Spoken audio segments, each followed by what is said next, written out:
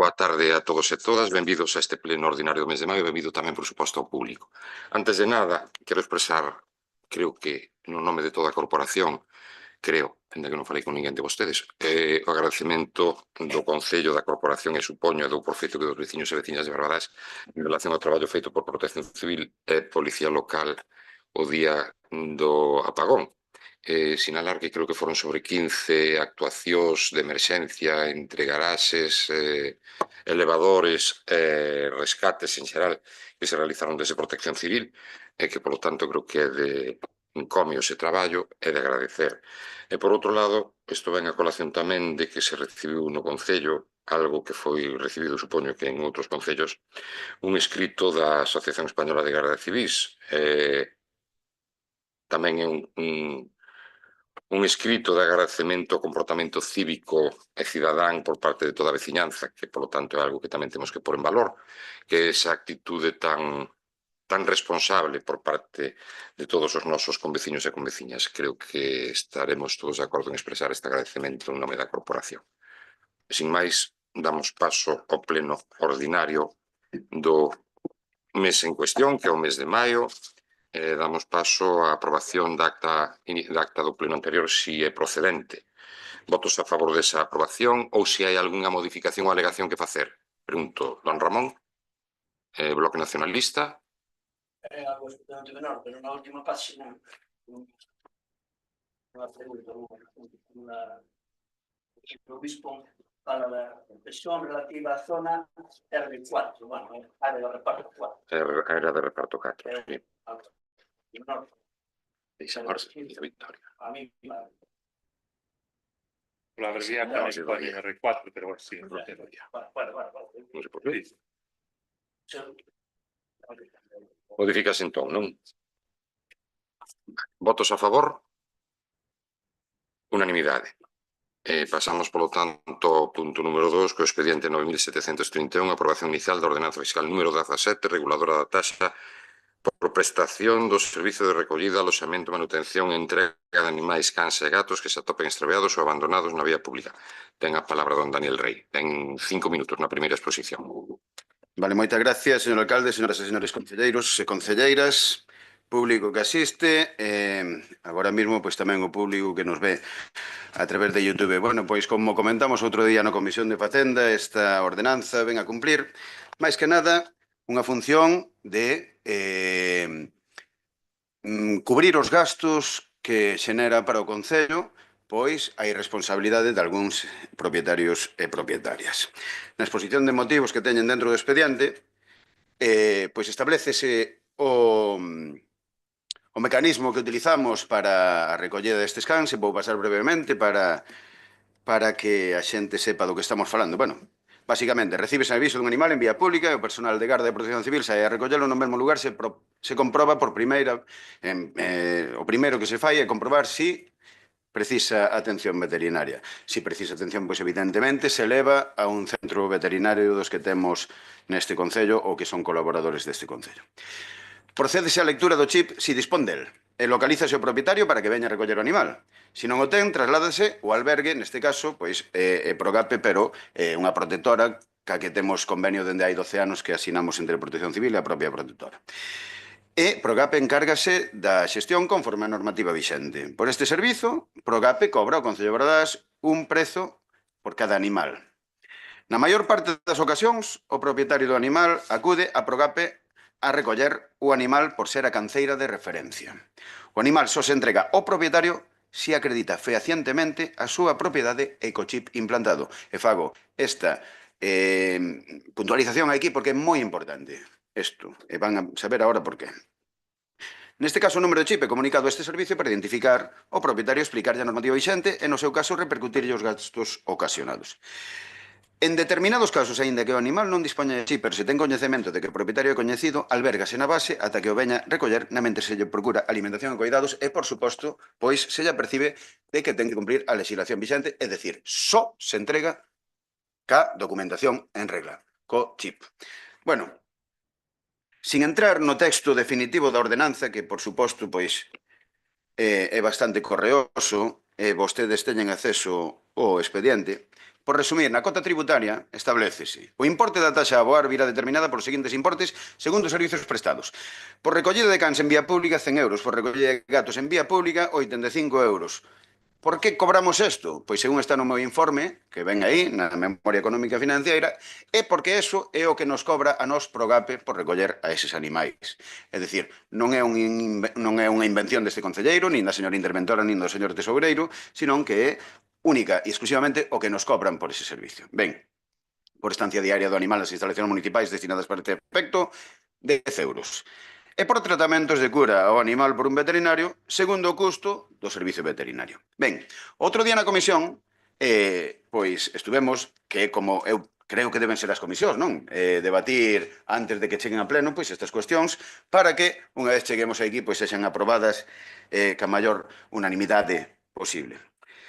Creo lembrar, se non me equivoco, señores e señoras do PP, que puxemos por recolla de cans en vía pública 100 euros ou por recolla de gatos en vía pública 85 euros sempre que fosen entregados en Progape. É dicir, se o animal ten o chip identificativo, xa dixemos aquí en comisión e expliqueino que se procedemos a lectura dese chip para o cual temos acceso ao Rexistro Galego de Identificación de Animais de Compañía, pois chamase ao propietario e só se repercute o gasto de 10 euros que é o gasto que supón para este concello o telo nese horario ali na base. Entón, quedamos en que sempre e cual non está identificado por normativa, temos que entregalo en, neste caso, na protectora Progape. E agora vou puntualizar por qué. Primeiro, xa non só a lei autonómica e a lei estatal, que establece que un animal que non teña implantado o microchip, o propietario pode levar unha sanción entre 10.000 e 50.000 euros.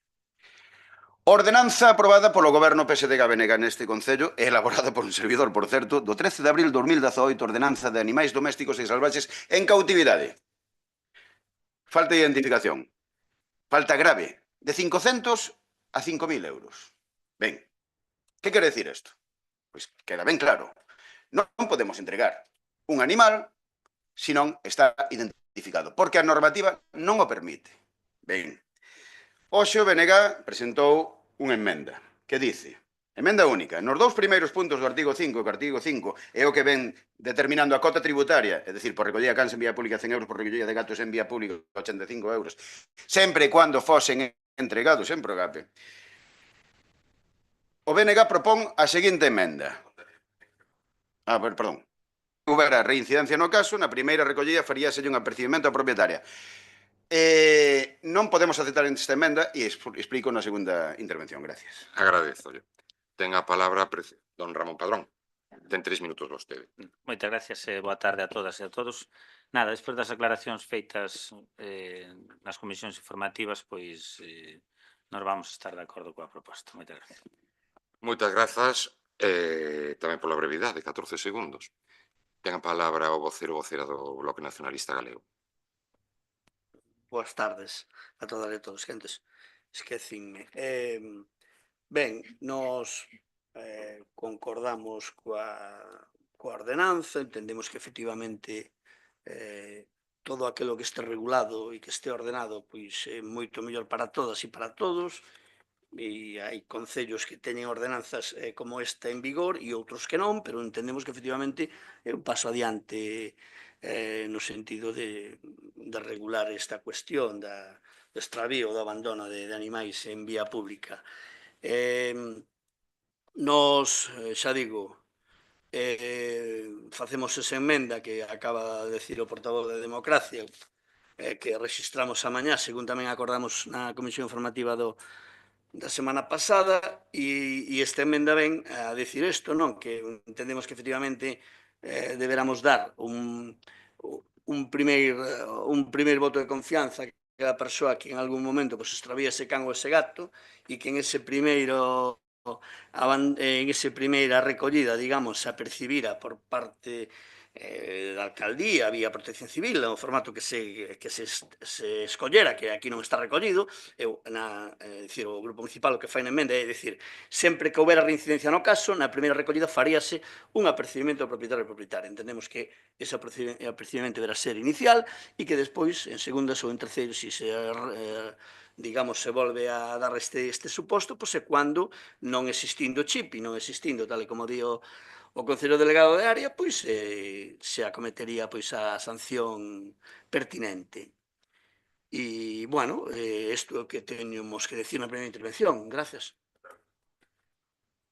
Moitas gracias a vostede. Ten a palabra o voceiro ou voceira do PP. Doña Chelo, 3 minutos. Buenas tardes a todos y a todas, al público que nos acompaña. Y nada, las comisiones yo creo que están para algo en este concello. Estábamos todos de acuerdo el día de las comisiones en hacer esa modificación, tal como lo explicó el señor Daniel Rey. Y lo que no entiendo, a ver, nosotros la enmienda la estoy leyendo ahora mismo, porque yo a la mañana no sé si la habéis colgado o no, pero... Claro, yo... La enmienda no sé, a ver, yo realmente... Claro, yo la enmienda ahora mismo, o sea, el Grupo Popular desconocemos la enmienda. Entonces, por eso se... No, no te preocupes que me la acaba de pasar Daniel ahora. Si quieres a mis compañeros, porque ellos tampoco la tienen. Tomad, que yo la tengo aquí atrás, por si la queréis ver. Bueno, esta enmienda lo que dice es que nos dous primeiros puntos do artigo 5 deberá reseñarse a continuación do importe sempre que houbera reincidencia no caso. Na primeira recollida faríase un apercibimento a propietario ou propietaria. A ver, na comisión que se quedó en que realmente solo se iba a modificar el punto que dijimos, y fue así. Entonces, nosotros estamos totalmente de acuerdo con la ordenanza tal como se dijo en las comisiones. Aparte, yo creo que los demás grupos, ahora mismo, pues no sé si el señor Ríos también lo tiene, o sea, a ver, no sé si tiene la enmienda o no, pero Sí, acaba de pasar. Sí, ahora pero mismo, ¿no? Claro, pero bueno, vamos a ver, que aquí que hay una normativa en este concello, entonces entiendo que cuando se presenta una enmienda, a todos los grupos nos la tienen o presentarla en el momento o realmente hacerla llegar, que tienen todos nuestros correos electrónicos. Entonces, aunque no estamos de acuerdo, pero para que en próximas ocasiones, cuando haya una enmienda y que vaya a llegar pues al concello, y ya cuando en la comisión anterior creo que todos los grupos estábamos de acuerdo, pues realmente esto se nos traslade o bien por correo electrónico o en el momento que yo no me tenga que enterar por el señor Rey Democracia Orensana de esta enmienda. Vale, voy a ese punto. Y sinceramente nosotros estamos a favor de la ordenanza, como bien dijo el señor Rey, las comisiones es una ordenanza que ya está en otros concellos, creo que lo dijiste claramente, bueno, de que ya estas ordenanzas, viendo las de otros concellos, son similares. Y que estamos totalmente de acuerdo porque, tal como explicó en las comisiones, pues hay gente reincidente en que él nos chocó lo que decía, que había una persona de que 40 y pico veces, pues un perro se pierde, o sea, se pierde no, es que si no tenemos todos cuidado de nuestros animales, pues esto sería, vamos a decirlo así coloquialmente, una jauría en la calle. Incluso pues podríamos tener daños personales si son perros peligrosos. Y yo creo que sí que se debía de realmente, tal como dice la ordenanza, y Ten lo que que rematar, decía, doña Chelo. ya terminó, el señor Reyes, que todos los perros deberían de tener chips, gatos o demás animales. Gracias, señor Antes alcalde. da intervención de don Daniel Rey, a documentación coa emenda está no expediente do pleno. Don Daniel,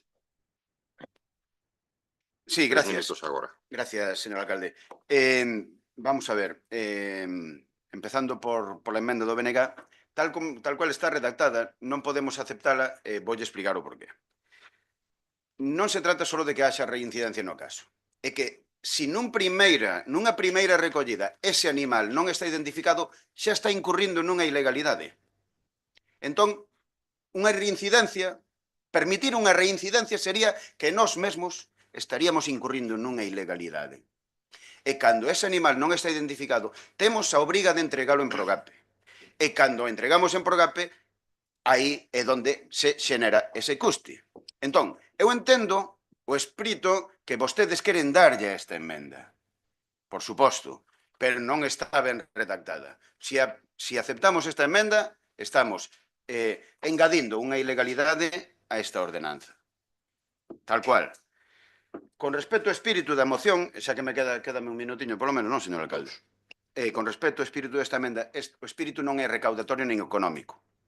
Se me permiten, eu levo 21 anos traballando neste concello e empecé que recoller animais por convicción propia. E ao traer esta ordenanza aquí, é por convicción de benestar animal e é por convicción de que non se pode tratar por igual a xente que cumple escrupulosamente cas súas obrigas que a xente que, digamos, non fai os deberes en materia de benestar animal.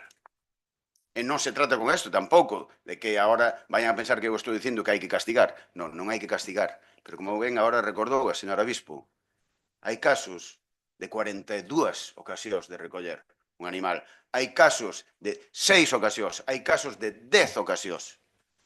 Non podemos tratar por igual a alguén, e constame que aquí estamos concelleiros e concelleiras, que temos animais e que, por suposto, que podemos ter un despiste determinado. Pero un despiste tamén entra dentro da,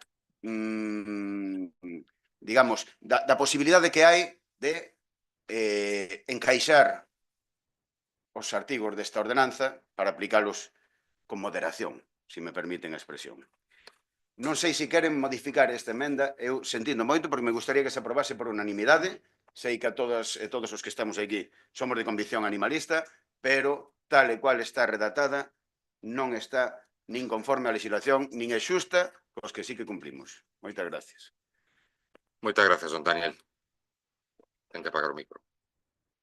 Moitas gracias, don Daniel. Ten a palabra de novo don Ramón Padrón.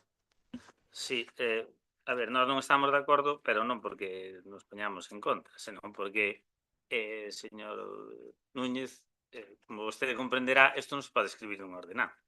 Entonces, eu supoño que vostedes retirarán isto, porque isto é como dicir que se a Garda Civil te para e te deixa, pois, como é a primeira vez, pois vai sin o cinto e o deixa marchar. Entende? Pero no código de circulación pon que non se pode ir sin o cinto. Non que, bueno, se é a primeira vez que o van a perdonar. Entonces, eu supoño que o retirarán xa vostedes, porque isto non se pode escribir na ordenanza. Vale, que despois o responsable do servizo, pois dependendo como sexa a circunstancia, pois, en fin, tome unha decisión que non se pode tomar, que se ten que cinguir ao que di a ordenanza, non? Pero, bueno, eso xa serían outras historias, pero na ordenanza non podemos escribir isto, como comprenderá. Moitas gracias. Moitas grazas. Ten a palabra, supoño que prosigue vostede, don Serafín. Nada, moi breve. A ver, é posible que este portavoz debeu facer entrega desta emenda aos portavoces dos distintos grupos políticos de inicio, como farei en outras que traigo aquí, ou que trae este grupo político aquí. A verdade que me esquecín, espero que iso non sexa unha cuestión para que se poda ou non aprobar a emenda. En todo caso, da emenda, se non están de acordo, puderase modificar ou puderamos negociar unha transacción respecto da emenda. A emenda vai no sentido do que ven a decir, non? De que se houbera unha reincidencia, claro, é dicir, non se trata de que se teña ou non teña microchip, é dicir, se efectivamente eso se volve a repetir no tempo é cando se debera de implantar esa sanción. Eu non lle vexo nada do outro xoves para ter que retirar. En todo caso, se non aceptan, porque vexo que polo grupo de goberno non a van a aceptar, o BNG vai aprobar a aprobación, vai aceptar e votar a favor da aprobación inicial, porque nos parece que a emenda ou non do BNG a cidadanía gaña e a regulamentación ao respecto da tenencia desta situación gaña. Entón, é dicir, o BNG vai a votar a favor igual, acepten ou non acepten a emenda do BNG. Bueno, sí, unha cuestión que sí me quería decir, porque non teño máis tal, porque eu falaba tamén na comisión informativa ao respecto do que non ten moito que ver, pero que sí que ten. É dicir, digamos, ese uso que pode facer os propietarios e propietarias das zonas verdes cos seus cas e cos seus gatos en zonas onde non hai unha vigilancia ao respecto da policía local ou de quen poda sancionalos e que é algo que se dá con demasiada asiduidade en certas zonas verdes deste concello e algo que eu creo que sí, o mismo que traemos esta ordenanza para aquí, deberamos de facer cumprir as que hai existentes e sancionar a quen incumple este tipo de ordenanzas cando se permite, non é que se escapa un cadelo, se permite que os caras xoguen e fagan de todo en determinadas zonas verdes deste Concello. E depois, bueno, xa, e remato o que dice a portavoz do Partido Popular respecto de cadelos perigosos. Hai unha ordenanza respecto a este tipo de cuestión e non ten nada que ver un cadelo perigoso coa cuestión que nos acomete hoxe con esta aprobación desta ordenanza. É unha cuestión que pasaba por ali, pero non ten nada que ver. Nada máis, grazas. Moitas grazas, don Serafín. Ten a palabra dona Chelo Bispo. Vamos a ver, la palabra clave que ha dicho el señor Rey es moderación en esta ordenanza. Yo creo que nos debemos de quedar con eso, y es que realmente si entiendo que si un perro pues se pierde y es un caso puntual, pues que esa moderación de esta ordenanza, que es a lo mejor el fondo de esa enmienda que usted quiere decir, entiendo que pueda ir por ahí, pues eso lo acaba de decir él claramente, que se aplicará la ordenanza según sea pues el tema como sea. Si el perro llega y ya en el momento pues el dueño lo va a buscar. A ver, eso es la moderación de esta ordenanza, y que se aplique es la misma. Vale, lo que estamos aquí es a buscar el bienestar animal y nada más. Y lo que dije del perro peligroso es que se puede escapar. Y que a un perro peligroso, si no lleva, sabe que si no lleva bozal, pues puede ocasionar a lo mejor daños personales. Es lo que digo, no tiene nada que ver con la, o sea, con la ordenanza, sí que tiene que ver. Vale, estamos en eso, no es que pasaba por allí, pues se puede perder. Vale.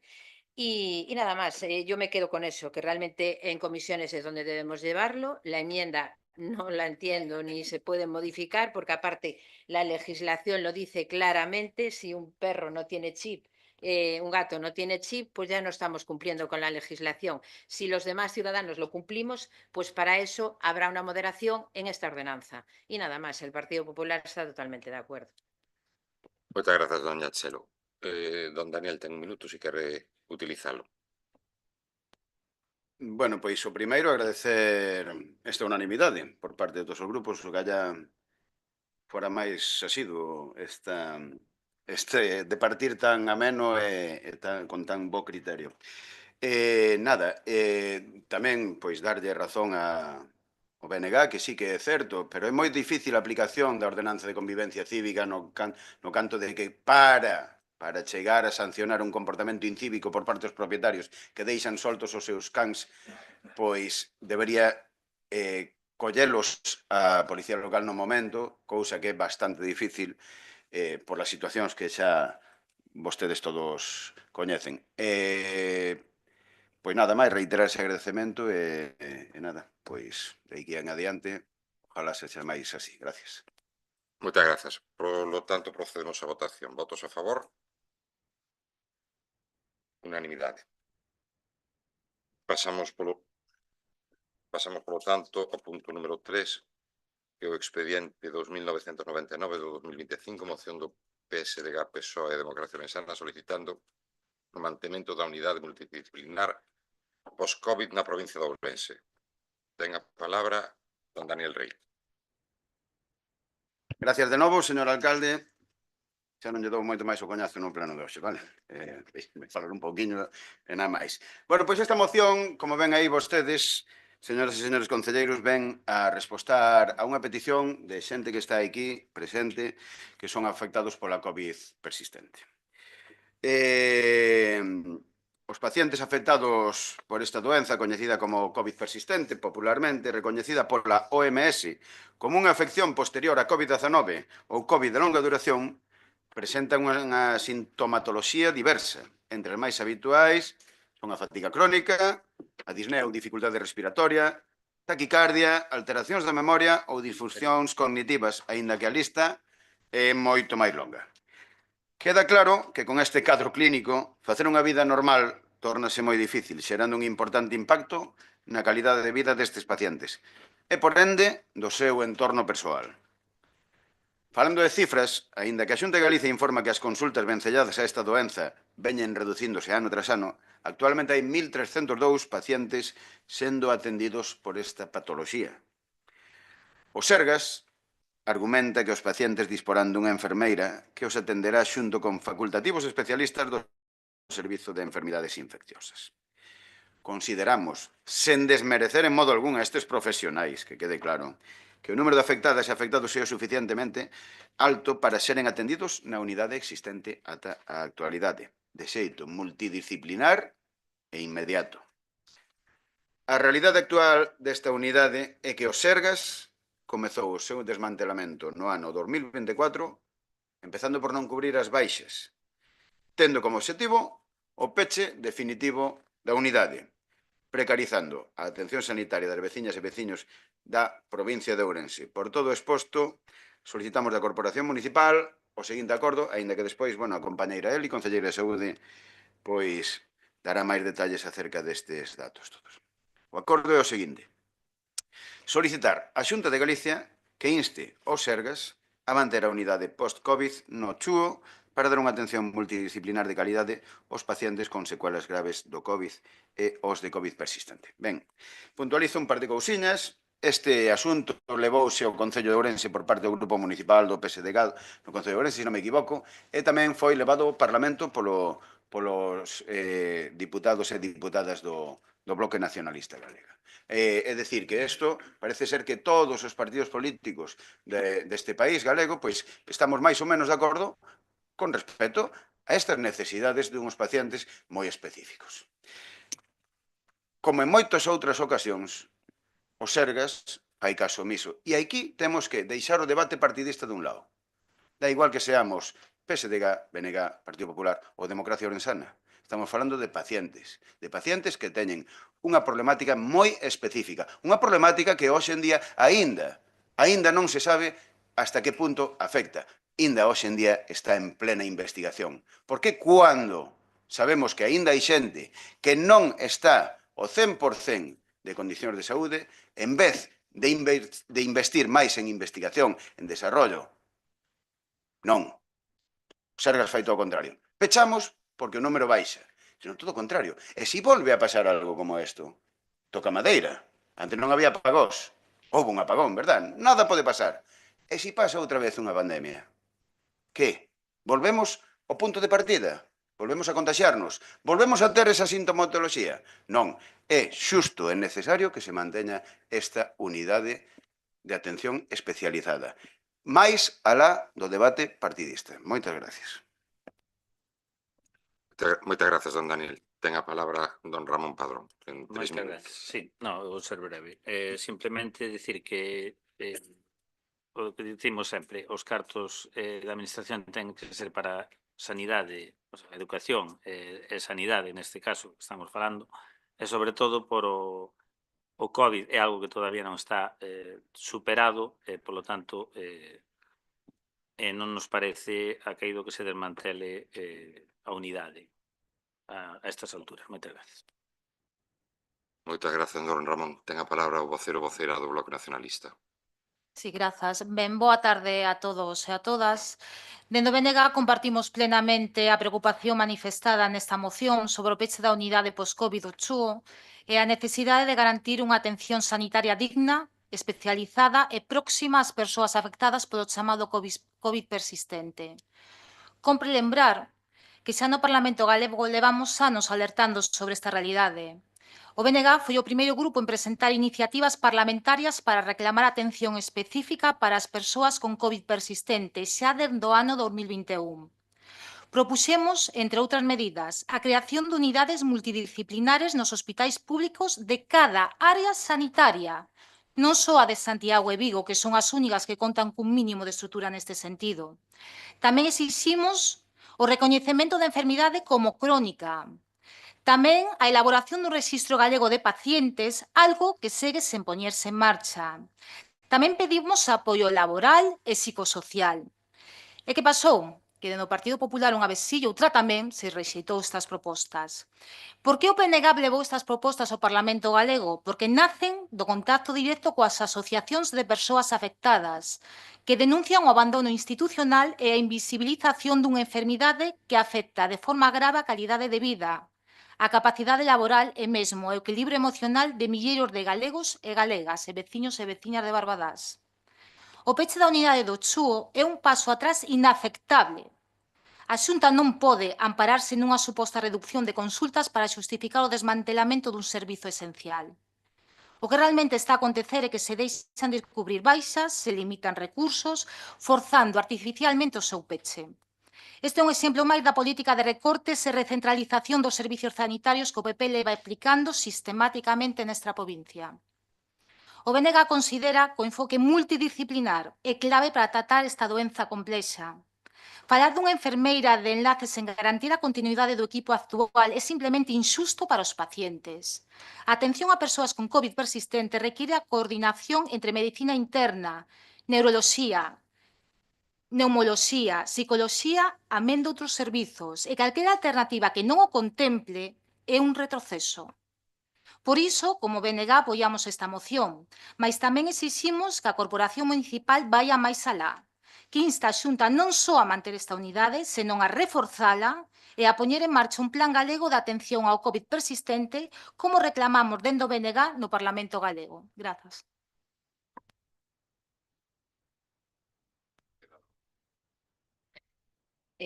Continúo yo, señor alcalde. Como bien decía el señor Rey, estoy de acuerdo con él en este momento. No es un tema político, sino que es un tema que afecta a muchas personas muy cercanas en nuestras familias, y que yo creo que aquí la política sí que no debería de... da igual el color que tenga el partido en este momento que esté gobernando, en este caso el Partido Popular. Creo que estamos todos de acuerdo en el fondo de la cuestión de que pedimos pues esta unidad, lo que está pidiendo el PSOE y Democracia Orensana, solicitar a la Xunta de Galicia que inste al Sergas a mantener a unidade post-COVID no show para dar atención multidisciplinar de calidad aos pacientes con secuelas graves de COVID e de COVID persistente. Nosotros haríamos una enmienda en boche, si es aceptada por los dos grupos que presentan la moción, y sería crear una unidad multidisciplinar en el momento que se reorganice todo lo que es el sistema sanitario en Orense debido a las obras que están en el show en este momento. Creo que esa unidad multidisciplinar, que es lo que realmente las personas que están ahora mismo afectadas por el COVID o COVID persistente, podríamos reclamar como segundo punto a lo que presentan ustedes en este momento, una unidad multidisciplinar y nada más. El Servicio Galego de Saúde garante a atención sanitaria a todos os pacientes galegos que a día de hoxe sofren o síndrome post-COVID, debido ao significativo descenso do número de pacientes e de actividade nas unidades post-COVID, pasouse de 12.104 atencións en 2022 a 1.302 consultas en 2024, as 7 áreas sanitarias reorganizaron a asistencia. Os pacientes que continúen a ter síntomas de COVID-19 son atendidos nos dispositivos asistenciais de atención primaria ou nos servizos especializados de atención hospitalaria, cuando manifesten síntomas específicos dun órgano concreto ou necesiten un tratamento nun entorno máis especializado. Sabemos que antes de este ano había 3 neumólogos, unha enfermeira, un psicólogo e un nutricionista, se non me equivoco. Eso era o que nos han pasado. As unidades post-COVID do Servicio Galego de Saúde atenderon un total de 26.474 persoas entre os anos 2021 e 2024. O obxectivo da súa creación era chegar unha atención e recuperación axeitadas e de máxima calidade aos pacientes afectados por esta patoloxía. Unha vez superada a súa fase aguda, as unidades configuráronse principalmente con profesionais de medicina interna, neumoloxía e de enfermería, registrando unha intensa actividade nos primeiros anos da pandemia. Vuelvo a hablar en castellano, como ya dije anteriormente, estamos totalmente de acuerdo, es que no puede ser, o sea, no podemos... bueno, continúo después, no sé si la enmienda... Vale, continúo despois, señor alcalde. Unha pregunta, para que nos quede claro a todos e todas. Vostede falou de reforzar a moción. Así emenda, vale. Eu cando dixo de reforzar, interpretei emenda, porque falaba de instar. Por eso, pero entón... Vale. Entón non hai emenda. Por lo tanto, perfecto. Moitas grazas. O que si hai é unha do PP. Le pregunto, non sei, é o que estou preguntando agora, se a emenda do PP, se hai algún texto para engadir como emenda a esta moción.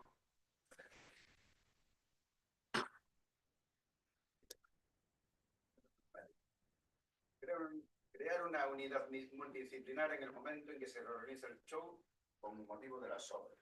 A ver, la redacción no es la correcta, pero nuestro es reforzar lo que es esta moción, reforzar, nada más. Eu pregunto, para que nos quede tamén a todos claro, sábese cando vai a ser esa reorganización por parte da Xunta? Sí, para aclarar a emenda, si sabemos para cando está prevista esa reorganización, porque si a postergamos a sine die ou non está datada, queda aí no albur dos tempos. A ver, el Partido Popular de Barbadas, en este caso, ¿vale? En este caso, lo que quiere es reforzar con esta enmienda a que se haga en ese momento la reorganización. Ahora mismo saben que están, por motivo de las obras, pues desviando áreas. Entonces, nosotros, si esta enmienda se mete en esta moción, lógicamente la trasladaremos a la Xunta para que esto se haga en el menor tiempo posible, es decir, en el momento que las obras y que todas las áreas se vuelvan a reorganizar con las obras hospitalarias, pues esta área se cree cuanto antes. Yo ahora mismo, lógicamente, no estoy en la Xunta, entonces tampoco puedo decir. Lo que sí nosotros, el Partido Popular, transmitió esta enmienda vamos a ver, al Departamento de Sanidad, a la Xunta, y lógicamente nos han dado el parabién. Lo que pasa que yo la fecha, lógicamente, señor alcalde, y miembros de la corporación, no soy quien para poner esa fecha realmente. Claro que non, pero dado que lle transmitiu esa emenda e a aceptaron, podía haber preguntado para cando sería esa posibilidade. Pero no. Por eso, pero por si a aceptamos ou non a aceptamos. Entendo, e mire o que vou a decir, señora Bispo. Compañeiras e compañeiros do Partido Popular. Eu estou plenamente convencido de que vostedes seis están plenamente convencidos de apoiar esta moción. Sí. E esta emenda é porque non a poden aceptar esta moción tal cual ven. No, sí. Porque esa emenda, tal cual ven, o sea, tal cual a propoñen eles, a propoñen vostedes, non podemos aceptala porque non é o espírito. O debate dunha emenda, Ramón, que xa se ten producido máis ocasións para aclarar se se acepta ou non se acepta. No, pero isto sempre ten pasado a min. A todos nos ten pasado. No turno poden no debatir. Eu entendo que a xente que nos transmite esta petición non o espírito que eles buscan de nós non é poñerlle unha data de reorganización a nada. E conste que o estou facendo de un xeito pois máis diplomático posible. Ten agora a quen sí, perdón. Ten 3 minutos, doña Elizabeth. Grazas, alcalde. Boas tardes a todas e a todos. Son moitas as persoas da nosa provincia que, tras superar a fase aguda da infección polo COVID-19, seguen a padecer síntomas durante meses ou incluso anos. Esta condición coñecida como COVID persistente afecta aproximadamente entre un 10 e un 15% das persoas infectadas. No caso da área sanitaria de Ourense, isto supón sobre 1.300 consultas que equivalen a 400 persoas, máis ou menos, non? Entre afectados e afectadas, según estimacións médicas. En resposta a esta situación, o Complexo Hospitalario Universitario de Ourense, o CHUO, puxo en marcha unha unidade multidisciplinar pioneira para o tratamento da COVID persistente. Esta unidade converteuse nun referente en Galicia, e mesmo a nivel estatal, atendendo a preto de 300 pacientes activos e ofrecendo un enfoque integral. Atención médica, fisioterapia, apoio psicolóxico e terapias complementarias como yoga ou fisioterapia. Esta unidade tamén participa no proxecto Coopería, un estudio clínico pioneiro a nivel nacional que analiza os beneficios da rehabilitación física e cognitiva nas persoas afectadas. Con todo, recentemente coñecemos a intención da Xunta de Galicia de desmantelar totalmente esta unidade, alegando falta de recursos humanos e a marcha de profesionais clave. Esta decisión deixaría centos de pacientes sin atención especializada e a Ourense sen un servicio esencial para unha enfermidade que segue moi presente nas nosas vidas. As persoas con COVID persistente non poden ser invisibles nin abandonadas. Necesitan apoio, seguimento médico e, sobre todo, o recoñecemento institucional do seu dereito á saúde e á dignidade. Por iso pedimos á Xunta de Galicia que inste aos Sergas que manteña en funcionamento a unidade de COVID persistente do Chou en Ourense, garantindo a súa continuidade e dotándoa dos recursos humanos e materiais necesarios para que os pacientes poidan seguir tendo esa atención médica especializada. Tamén demandamos o reforzo do recoñecemento institucional da COVID persistente como enfermedade crónica, promovendo a súa inclusión efectiva nos protocolos sanitarios e sociais. Grazas. Moitas grazas. Polo tanto, agora pasamos á intervención de don Ramón. No, el interviu en nome do goberno, ela interviu en nome do goberno tamén, partiron os tempos. Don Ramón. Eu rapidamente, por a emenda que se quería trasladar por parte do Grupo Popular, dicir que non, na moción está claro que non se fala de obras, o sea, que o motivo de que isto sea por o que como están en obras, pues vai haber unha reestructuración. Entonces, meter esa emenda así é como que estiveramos dicindo que é por o tema de obras, non? É por o tema que se quere desmantelar. Entón, aquí o que temos que votar é se queremos ir que se desmantele, como xa casi creo que está, ou non por o tema das obras. As obras non teñen nada que ver. Moitas gracias. Moitas grazas. Sí, ao final sí, ten vostede un minuto. Agora é o turno dos grupos políticos. Don Ramón, agora tócalle ao Bloque Nacionalista. 3 minutos. Vamos a ver. Está falando en nome do goberno. Por lo tanto, el interviu, fixo a primeira exposición, interviu con grupos, realmente na segunda exposición fixo a Conselleira de Sanidade, de Saúde. Por lo tanto, vostede remata. Non quedou grabado. Bueno, volvo a explicalo. Vostede fixo a primeira intervención, a segunda intervención do goberno fixo a dona Elizabeth, agora volve corresponder o turno de palabra aos grupos políticos. Primeiro foi vostede, agora toca o Bloque Nacionalista. Grazas. Ben, que non se trata de cifras, de que houvese a cantidade de persoas así afectadas llorase esta cantidade, que se trata de persoas que teñen unha sintomatoloxía que levan arrastrando desde hai meses, cando non anos, e que en algúns casos son incapacitantes. En moitos casos síntese obrigadas a modificar o seu posto de traballo, a reducilo incluso a deixalo. A veces reducen o seu día a día a mínima expresión, mientras o sistema público está plantexándose darlle as costas. Non podemos permitir que estas persoas, por mor dunha obra que sabemos cando empezan, pero non cando rematan, queden sin atención. Que vostedes teñen a capacidade de instar a Xunta de que faga un equipo multidisciplinar, fágano, pero fágano tendo en conta que estas persoas requiren atención constante e non están para esperar a que se acabe unha obra ou outra obra.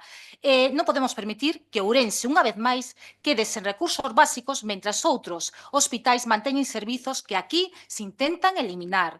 Desde o BNG seguiremos denunciando esta situación tanto a nivel local e apoiando esta moción como tamén no Parlamento galego. Apoiamos a moción sen fisuras. Pero facémolo lembrando que a loita contra o abandono sanitario require vontade política, recursos e un compromiso firme coa sanidade pública e coas persoas do noso país. Grazas. Grazas a vostede, dona Nuria. Ten a palabra, supoño que prosigue vostede, dona Chelo. Sí.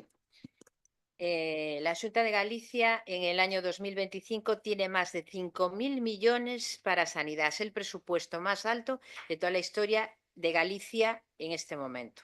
Vale, dona Nuria. En ningún momento nosotros vemos a las personas que tienen el post-COVID como números. Lo vemos como personas. Y para que el señor Daniel Rey vea que nosotros tenemos... aunque ustedes no acepten la enmienda que era para reforzar un poco más esa moción, nosotros lo que decíamos era que no sabemos el tiempo que puede durar. No es por el motivo de las obras, dona Nuria, sino que ahora mismo, si eso está desmantelado, lo que queremos es reforzar esta moción. Y nosotros, se apruebe o no la enmienda, el Partido Popular la va a aprobar, porque tenemos somos, imagínense que yo lo tengo también, o sea, somos personas, no somos números, no tenemos ideología política en este momento con las personas que están afectadas por el COVID. Entonces, lo que queríamos era reforzar. No vean la mala intención del Partido Popular, vean la buena intención del Partido Popular y de la Xunta en este momento, con más de 5.000 millones para sanidad, que es el presupuesto más alto de la historia. Esa es el buen hacer en este momento del Partido Popular. Nosotros lo que queríamos es reforzar, no ponernos del otro lado, al contrario, apoyar a esas personas. Si nosotros ahora, como bien decía el señor Rey, no quisiéramos, esta enmienda no se aprueba, no es que nos hayan prohibido que votemos en contra o que nos abstengamos. No, mire, el Partido Popular tiene su propio criterio. Y en este momento, las 6 personas que estamos aquí del Partido Popular vamos a apoyar esta moción, aunque pertenecemos al Partido Popular, porque defendemos a las personas que lo tienen. No por una ideología política nosotros tenemos que votar en contra. El Partido Popular no actúa así. Y en este caso, los 6 estamos de acuerdo en que tenemos que votar a favor porque necesitan esa unidad. Y por eso nosotros decíamos que en ese momento, que esto todos sabemos las obras que se están haciendo en Orense, que se están mejorando el hospital, que van, pero las obras llevan lo que conlleva, pues a veces desmantelar un lado para poner en el otro, pero cuando esto todo se reorganice, esa unidad multidisciplinar era lo que queríamos pues pasarle a la Xunta. Era esa nuestra decisión. No piensen mal, al contrario, ya se lo digo, ya se lo adelanto. Nosotros lo que queremos es apoyar esta moción. Gracias. Grazas a vostede, dona Chelo. Ten agora don Daniel Rey un minuto de peche. Gracias. Novamente, reitero o agradecemento pola unanimidade. Non sei se é que non logro entendelo eu ou o resto dos grupos ou non son vostedes capaces de explicalo, pero vou a ler algo para que quede ben claro. Somos invisibles. Antes los médicos que nos veían en la unidad ya nos trasladaban al especialista correspondiente de manera casi inmediata, ya que padecemos de muchas cosas. Ahora tenemos que ir al médico de cabecera y esperar cuenta. Este tiempo le obliga a tener que acudir a citas privadas que casi ni se puede permitir al verse obligada a dejar de trabajar tras los contagios. Ahora dicen que tengo una patología cronificada. Continuamente estoy fatigada. Me falta la respiración cuando quiero caminar o hacer un esfuerzo.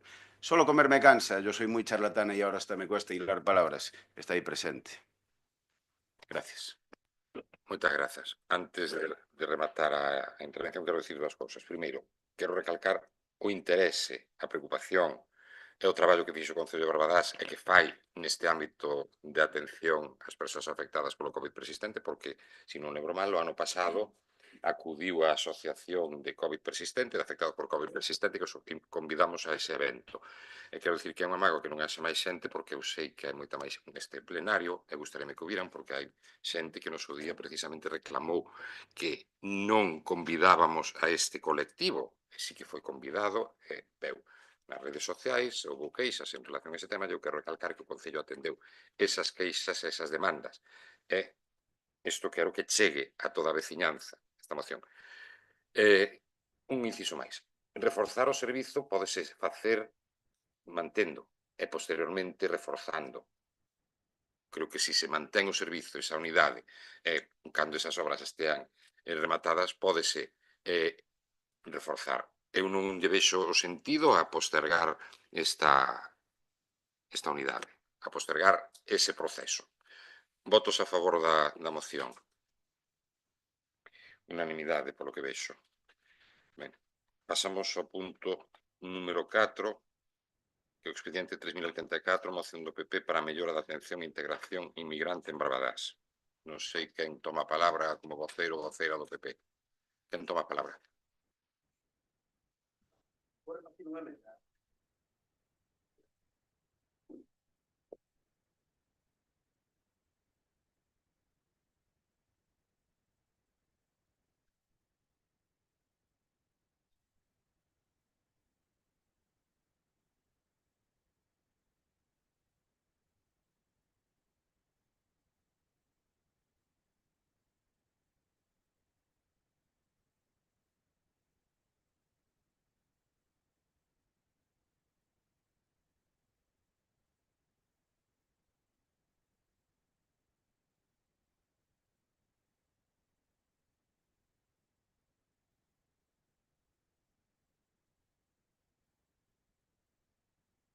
Cando vostede me diga, doña Chelo.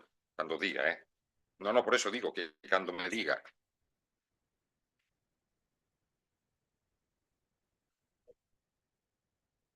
Parece ben.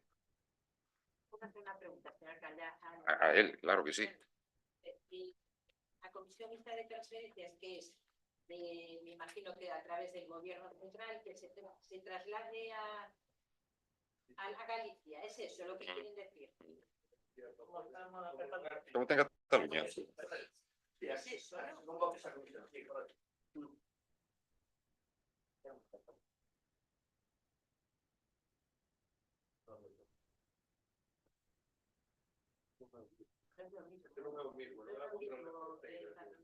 É que non hai control de fronteiras por parte da Generalitat, non sei de onde sai ese bulo. Non hai control de fronteira por parte da Generalitat.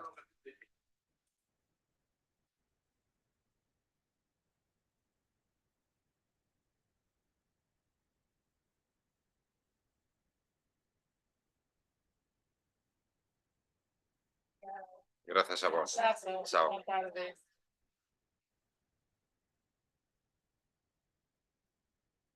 Bueno, cuando voy leyendo la moción y después os decimos, porque claro, tenemos que... A ver, Empeza ou non? Sí. Ten a eh, palabra dona Chelo Bispo. gracias, señor alcalde.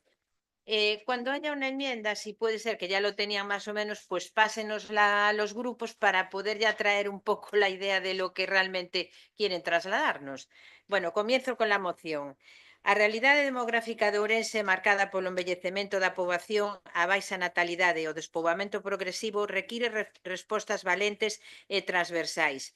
A chegada de persoas migrantes constitúe neste contexto unha oportunidade para revitalizar o territorio, reforzar o tecido social e garantir a sustentabilidade dos servizos públicos e a actividade económica. O conxunto da poboación inmigrante que se instala nas nosas vilas e cidades con vontade de arraigo e integración precisa contar con vías efectivas e humanitarias para a súa regularización administrativa. A súa inserción laboral e o recoñecemento das súas cualificacións profesionais a ter acceso a unha vivenda digna. Estes procesos non, na actualidade, excesivamente longos e complexos, o que obriga a moitas persoas a vivir nunha situación de incerteza que dificulta a súa plena incorporación á vida social e económica. Moitos destes colectivos comparten un forte vínculo emocional, histórico e cultural con o noso país, derivado das décadas de migración galega cara a outros países. Moitas destas persoas son descendentes de galegos retornados e o seu asentamento nas nosas comarcas están a contribuir de maneira directa a fixar poboación, revitalizar escolas, recuperar actividades económicas e reforzar servicios básicos como a sanidade ou o comercio local. A nova normativa de estranxeiría introduce algúns avances, mais tamén implica riscos importantes. Obriga a moitas persoas en situación de solicitude de protección internacional a renunciar a ese proceso para poder acceder a outras vías como o arraigamento, mesmo cando xa teñen un emprego ou están en proceso de integración.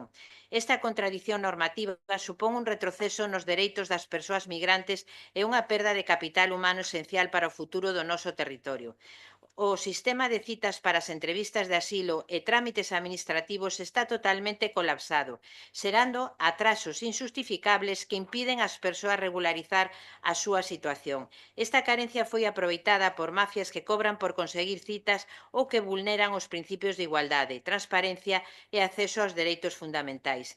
Por todo isto, resulta urxente instar as administracións competentes a adaptar o marco legal ás necesidades reais do territorio e das persoas que escollen Galicia como lugar para vivir, traballar e contribuir ao ben común.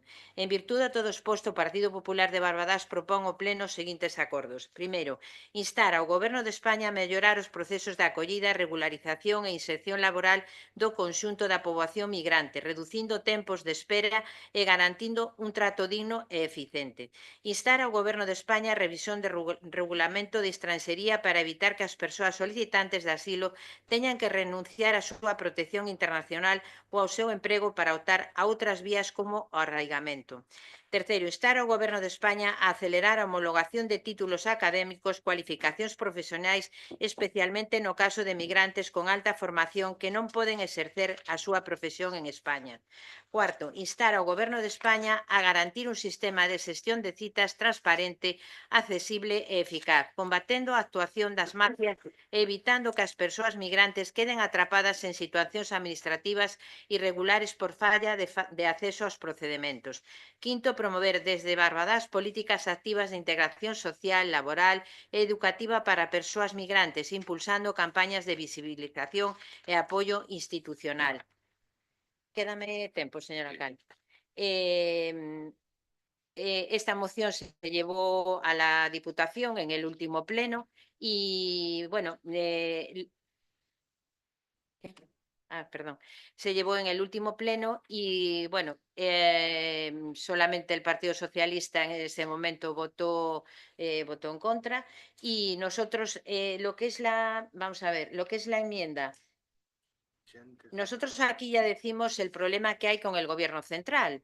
Incluso hoy iba a venir el presidente de la asociación Alma, Alma Llanera, bueno, por motivos de horarios, de que ellos por las mañanas sí pueden venir, pero por las tardes es complicado venir a lo que es el tema de los plenos, sobre todo hasta ahora, porque bueno, tienen sus actividades, y él trasladó, la leyó en la Diputación, y lo que bien decía que tenía, bueno, las mafias, lo que decimos ahí, que incluso les está cobrando a la gente, todos sabemos que vienen con los mínimos recursos económicos, ¿vale? Que sí tardan un montón de tiempo en actualizarse, pues el tema todo... Agora ten que rematar, doña Chela. Continúe la segunda, señor alcalde. Ten a palabra don Ramón Padrón. Ten 3 minutos. Bueno.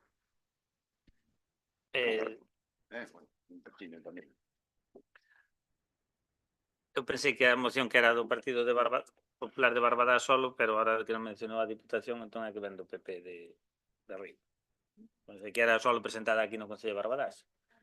Xa, pero que dixo que Doña se Chela, presentaron non na estamos o turno de Diputación. Que palabra, presentaron por favor. tamén na Diputación, entón é claro, entón xa ven de distancias máis para arriba. Bueno, que houve inmigración de cando gobernou o Partido Popular, que non fixeron nada desto que piden aquí. Eu creo que se estuera o Partido Popular no goberno non traerían esta moción.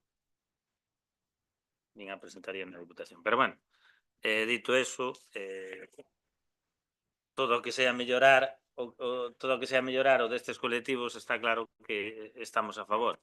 Tamén estamos a favor de que inclúan a emenda que presenta o Bloque Nacionalista Galego.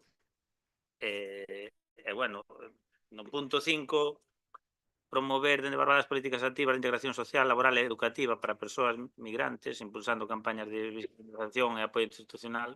O Concello de Barbadas o que ten que facer é aplicar a legislación do Estado e nada máis. En Barbadas, non sei, salvo algún caso puntual que pode haber, non creo que haxa problemas a día de hoxe de integración.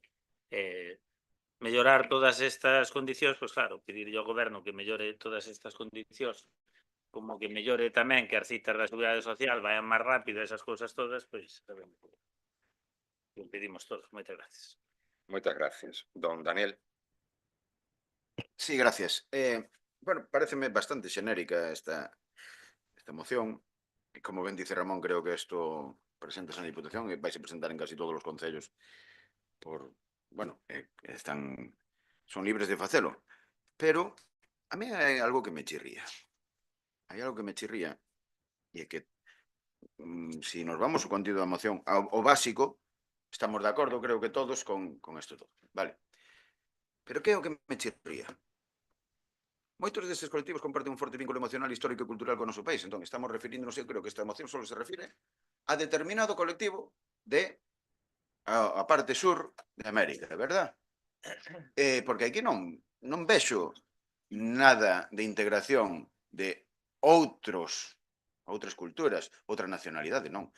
Aquí está orientada a emigración galega cara aos países de Latinoamérica, ou non sei se é o termo correcto de chamar Latinoamérica. Despois, cando noutros sitios véxase a cara máis popular do Partido Popular, que é a señora presidenta da Comunidade de Madrid, Isabel Díaz Ayuso, fala de que Ormenas e todas estas historias, coño, perdón da expresión, pero isto é contradictorio totalmente. Vostedes levan esta moción Ten que ao Pleno rematar. do Parlamento de Madrid? Se a levan, igual podemos apoiarla noutros sitios. Ten que rematar. Quen fala do Bloque Nacionalista? Dona Nuria, ten 3 minutos. Sí, boa tarde de novo.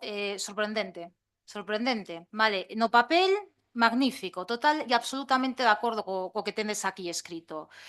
Compartimos totalmente o que está despedindo. É certo que a inmigración pode e debe ser unha oportunidade para revitalizar o noso territorio, fixar poboación, reforzar os servizos públicos, garantir a sustentabilidade económica. E tamén é certo que o actual sistema de estranxeiría está cheo de atrancos e contradicións que dificultan a vida das persoas migrantes. É unha proposta moito máis aberta da que presentaste na Diputación, sí que é certo que son semellantes pero non son iguais, aquela centrábase sobre todo na poboación venezolana, amén de outras particularidades, e esta era moito máis aberta, non? Aínda que sigue centrándose na poboación latinoamericana. Agora, ben, dito isto, a nós persoalmente paísenos difícil crer na sinceridade desta moción cando ven baixo o lema do Partido Popular, un partido que alí onde gobernades, especialmente se estades en coalición con vos, aplica políticas abertamente contrarias á integración, ao respecto á diversidade, aos dereitos das persoas migrantes. Exemplos, pois algún que acaba de señalar o señor Rei. En Madrid, o PP desaloxa persoas migrantes dos albergues de emerxencias en alternativa habitacional. En Castela e León, como vicepresidente de Vox e apoio do PP, nega a existencia de nenos e nenas migrantes vulnerables, rexeita programas de acollida e protección, mentre se eliminan axudas ONG que traballan neste ámbito. En Valencia, onde se retiran campañas de sensibilización contra o racismo e a xenofobia, cualificándoas de adoctrinadoras.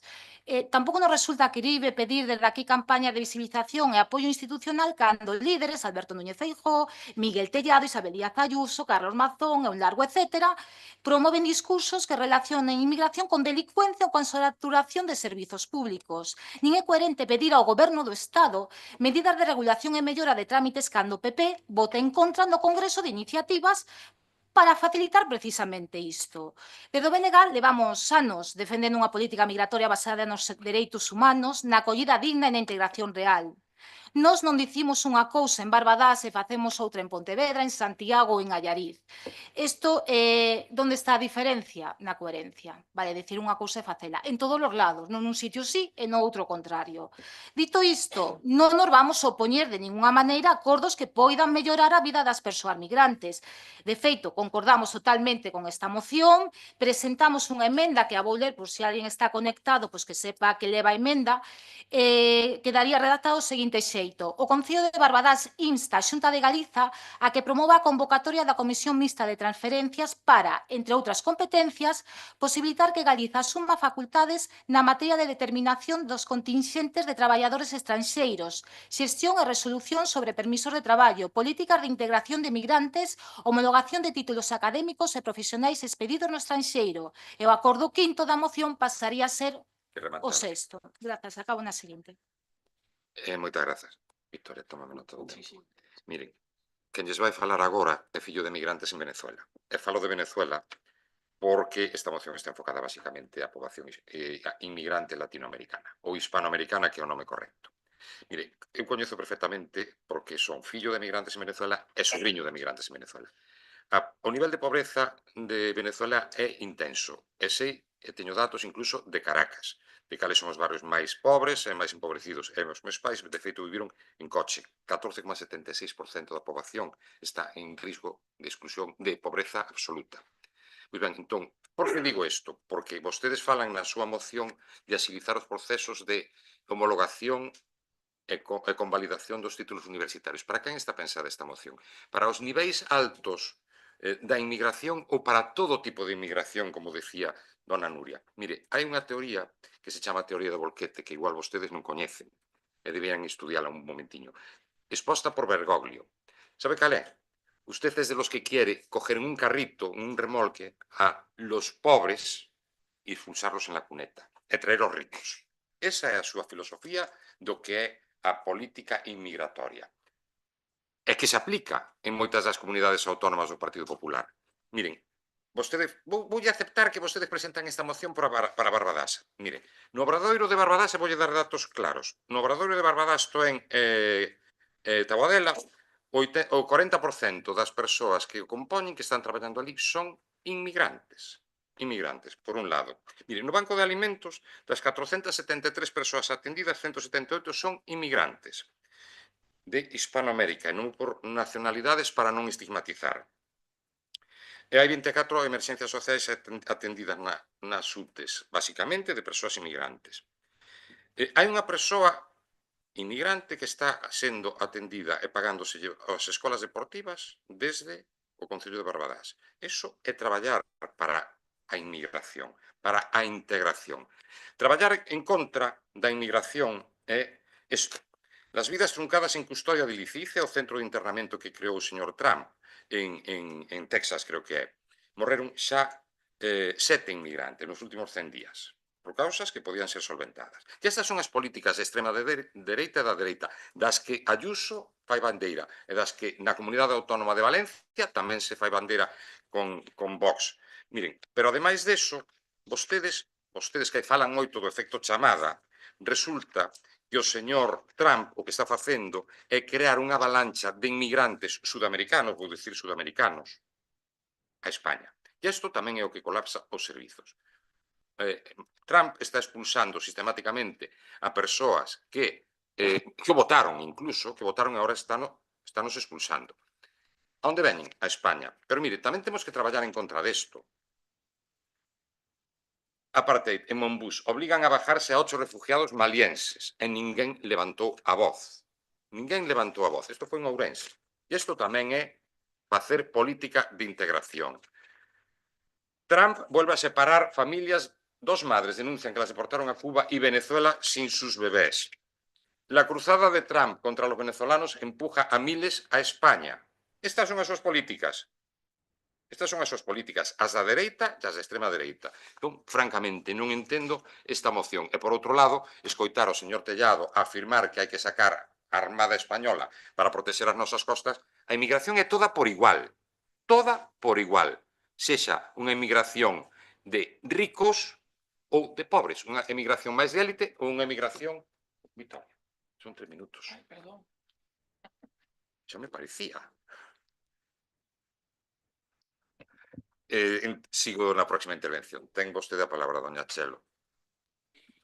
Señor alcalde, lo que pone es moción para mellora da atención e integración inmigrante en Barbadás. No ponemos ni latinoamericanos, es para toda la inmigración en Barbadás. Esta... No, acabei eu, toca ya ela. Sí, toca ya ela. A proponente, claro. A proponente.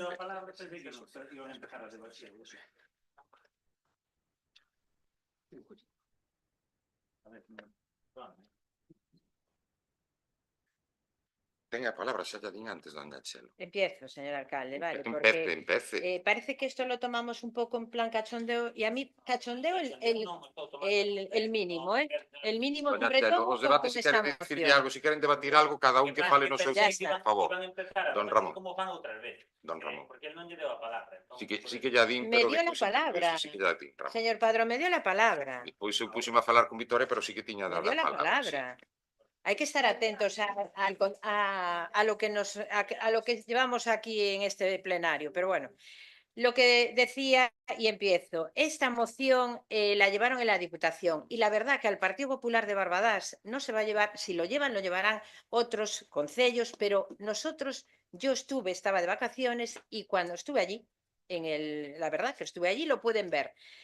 Me gustó la moción y dije, en Barbadás hay una colonia muy grande de inmigrantes, ¿vale? Y todos por nuestros trabajos, usted como profesora, tiene niños, nosotros, por donde yo trabajo en el banco, recibo a muchos inmigrantes que vienen a abrir sus primeras cuentas, ¿vale?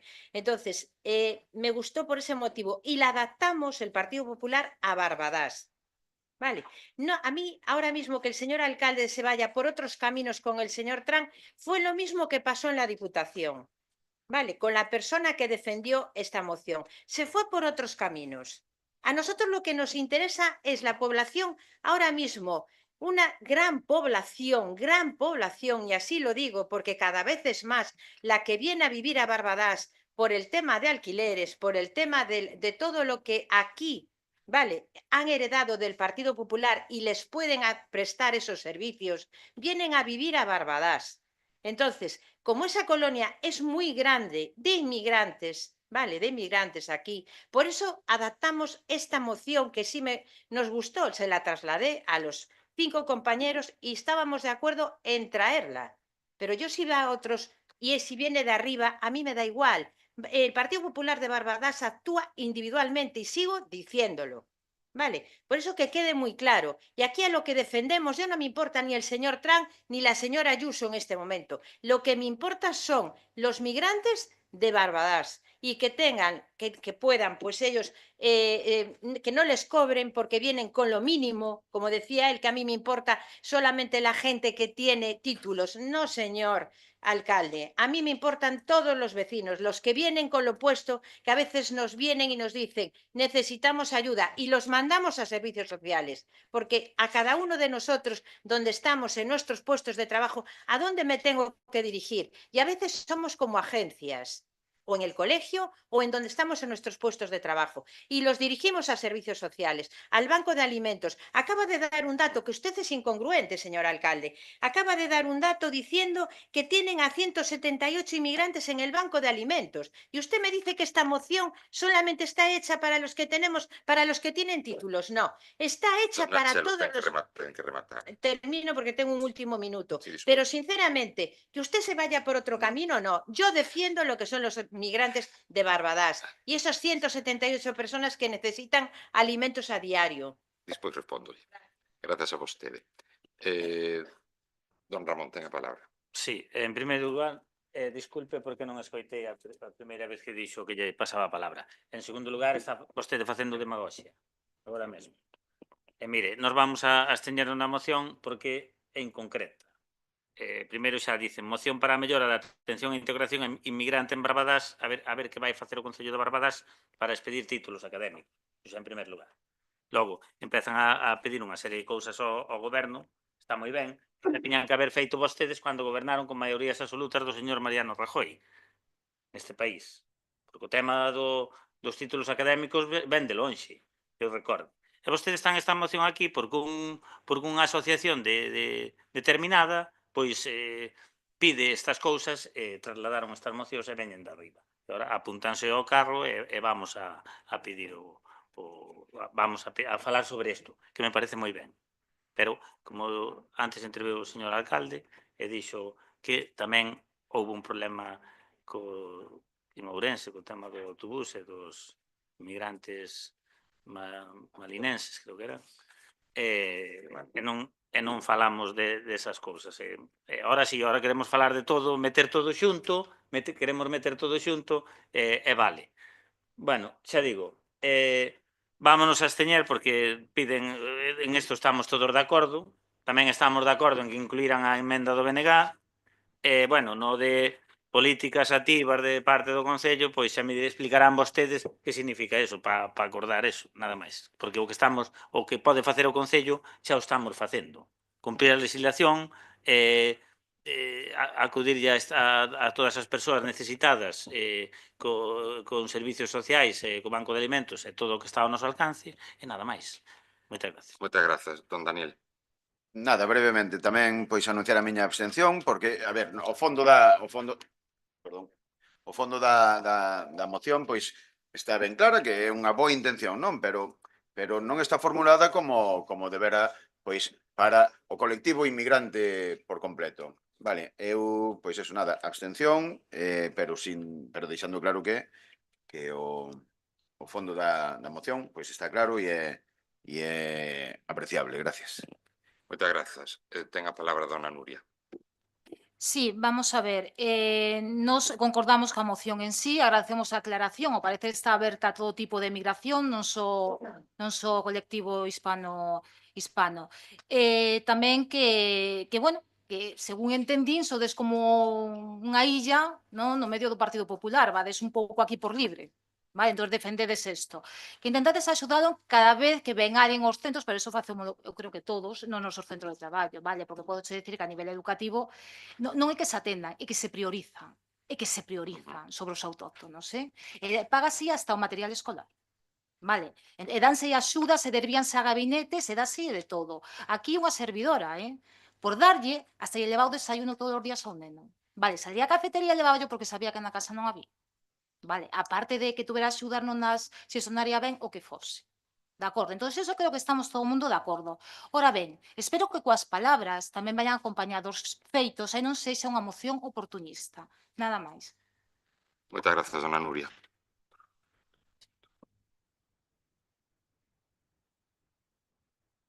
Dada.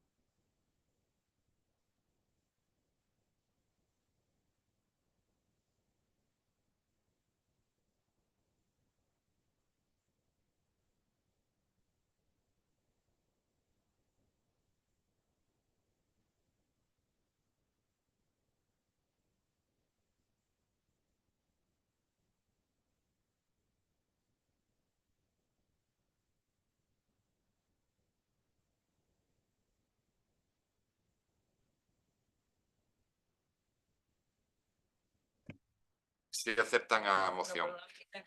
Antes teño que intervir eu. Por eso, pero digo se xa decidiron. Sí. E respóndenlle ou respóndenlle despois? Despois. Púntame 3 minutos, Victoria. Ben, vostedes preguntarán se vostede, doña Chelo, preguntou por que saquei a colación o tema de Trump. Pois o tema de Trump é evidente porque saco, porque é a incoherencia da súa moción. E vostedes falan de Barbadás. A min gustaríame que na moción expuxeran melloras para Barbadás. Vostede fala da cita previa. A cita previa é algo que está implementado pola Xunta de Galicia. Falan do que é a homologación e convalidación de estudos. Non é unha competencia do Concello de Barbadás. Entón, aquí é instar ao goberno, pero vostede no título fala de inmigrantes en Barbadás. Que podemos mellorar en Barbadás? Gustaríame algunha idea, porque xa falei do Banco Solidario, de servicios sociais e similares. Falou dona Nuria tamén das atencións que reciben nos centros educativos. Entón, que ámbito de actuación temos nós para mellorar? Ningún que eu saiba, mas que seguir atendendo e seguir intentando personalizar ainda máis esa atención. Vostedes falan de colapso, pero miren, tempos medios de tramitación dos procedementos de estranxería. No 2025, o promedio en xaneiro dos procedementos de estranxería foron de 58 días. En febreiro de 56, en marzo de 49. No ano 2020 eran de 60 días en xaneiro, 60 días en febreiro, 51 días en marzo. Mais rapidamente imposible. Tempos de resolución, isto nas renovacións. Nos de longa duración, estamos agora en marzo a 55 días. Tempo de resolución. Tempos de resolución.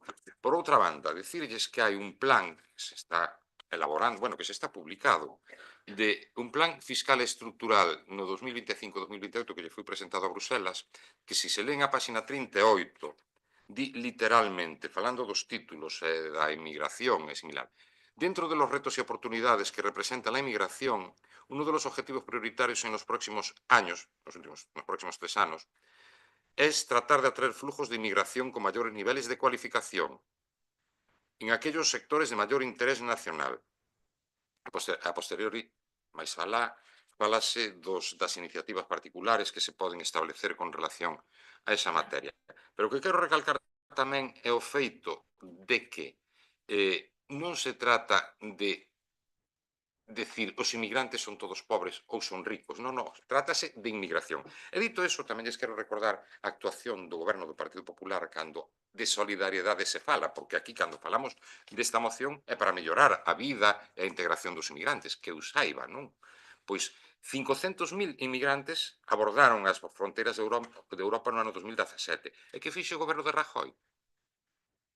Rexeitalos. E por trabas na Unión Europea, que tuveron que ser devoltos a Turquía, unha serie deles, desafortunadamente, porque nós, goberno de esquerda, de dereitas, perdón, non quixemos acoller en España. Sin embargo, doña Angela Merkel sí que se acolleu e abriu as fronteiras do seu país. E aquí o Partido Popular rexeitounos e puxo trabas e barreiras. Ten vostede un minuto máis, doña Chelo.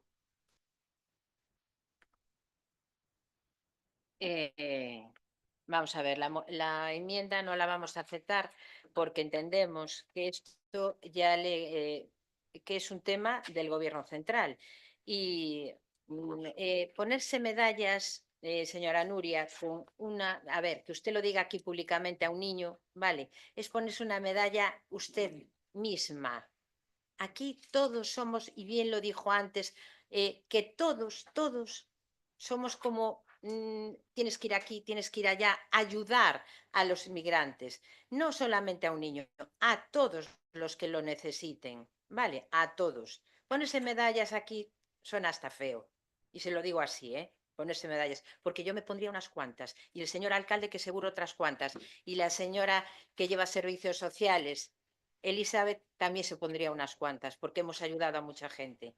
Y sobre todo cuando estábamos gobernando el Partido Popular aquí. Y no nos estamos poniendo medallas. Mire, no somos una isla dentro del Partido Popular.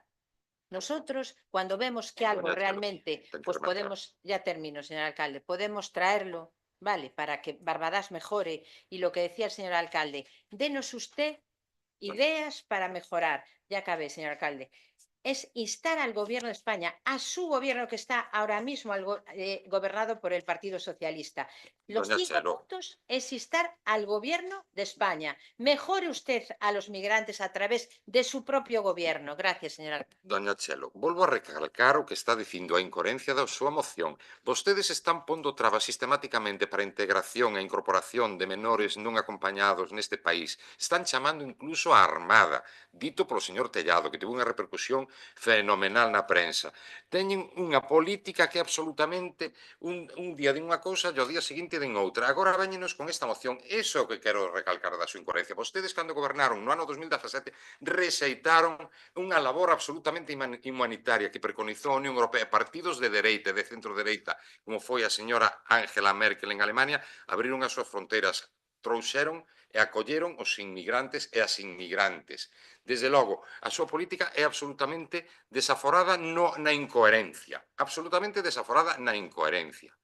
Non ten sentido. Non ten sentido. E aos feitos me remito. Os partidos de centro-dereita ou de extrema dereita, léase Italia, léase Hungría, léase Holanda, o único que están facendo é por trabas á inmigración e ao acollemento da inmigración. Doña Chelo, imos a Italia. A señora Meloni trasladou a Albania en barcos a inmigrantes, deportounos, cousa que os tribunais italianos frearon. Orbán, en Hungría, está facendo 3/4 de lo mismo. Está pondo trabas absolutamente á inmigración en Europa. En Europa. Pon trabas na Unión Europea e nos consellos da Unión Europea. Non sei como se chama agora o primeiro ministro de Holanda, ese xa se me escapa.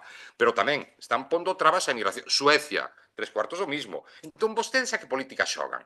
Aquí xogamos os partidos que estamos no goberno, neste caso tamén o Bloque Nacionalista, apostamos pola incorporación, pola integración e polo acollemento de todo tipo de persoas que están nunha situación de inmigrantes, sexan de máis nivel ou sexan de menor nivel, porque moita xente que ven desde Venezuela, desde Colombia, ou desde países, ou de Nicaragua, por un exemplo, que veñen ao noso país, veñen con estudios e outros sin estudios, con recursos e sin recursos. Pero acollemos a todos e a todas, pero vostedes non de gobernan, onde gobernan fan todo ao contrario, absolutamente todo ao contrario, todo o contrario. E vou falar tamén de outra cuestión que se me escapou no seu momento. Miren, sabes cantas solicitudes houve no primeiro trimestre en Ourense? En marzo, 323, en febreiro, 310, en xaneiro, 288. Están prácticamente todas resoltas. En trámite 6 en xaneiro, 12 en curso tamén e 71 independientes de resolución sobre 278. E así sucesivamente no resto dos meses. Entón non vexo cal é a súa teima en relación ao feito de que hai trabas burocráticas. Non as hai. Hai un cumprimento da lei, simplemente. Un cumprimento da lei do que vostedes, ademais, exixen que se cumpla. Exixen que se cumpla. Os menas son nenos e nenas menores non acompañados. Vostedes en Madrid acóllenos? Non. Loitan contra eso. Incluso pechan centros de acollida. En Valencia, 3/4 de lo mismo. Eso é acollida. Eso é mellorar a situación. Eso é mellorar a situación dos inmigrantes en España.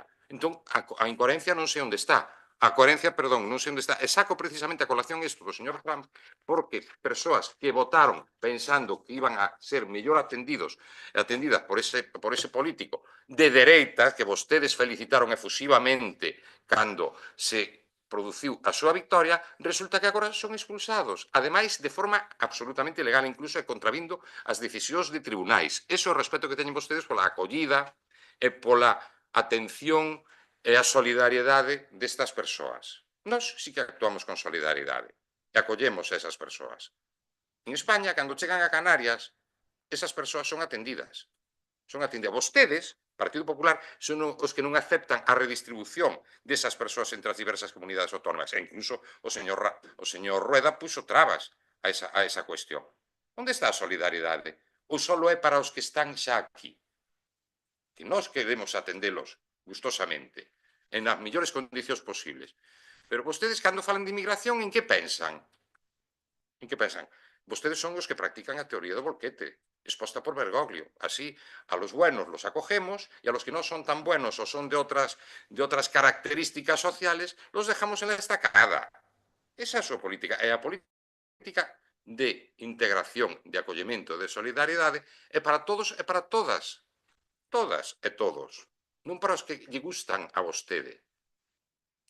Votos a favor da moción? Abstencións? E abstémonos facendo referencia a esa incoherencia. Pasamos ao seguinte punto.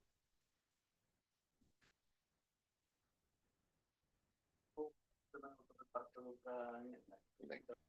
Vou na lendo mentres, sí, podo. Expediente 3085, moción do PP sobre o financiamento do sistema de atención á dependencia. Cando toque, non sei quen falará en nome do Partido Popular.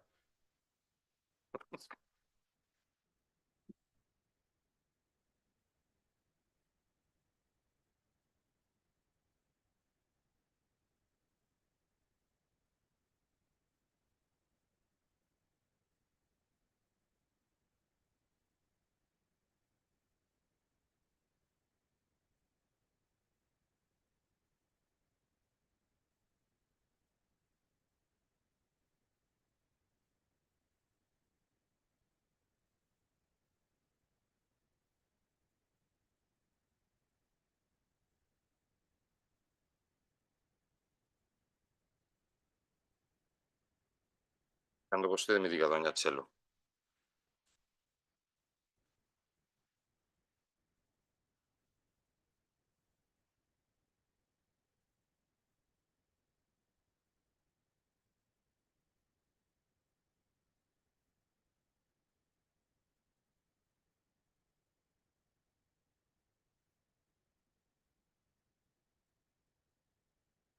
Que quere? Sí, sí.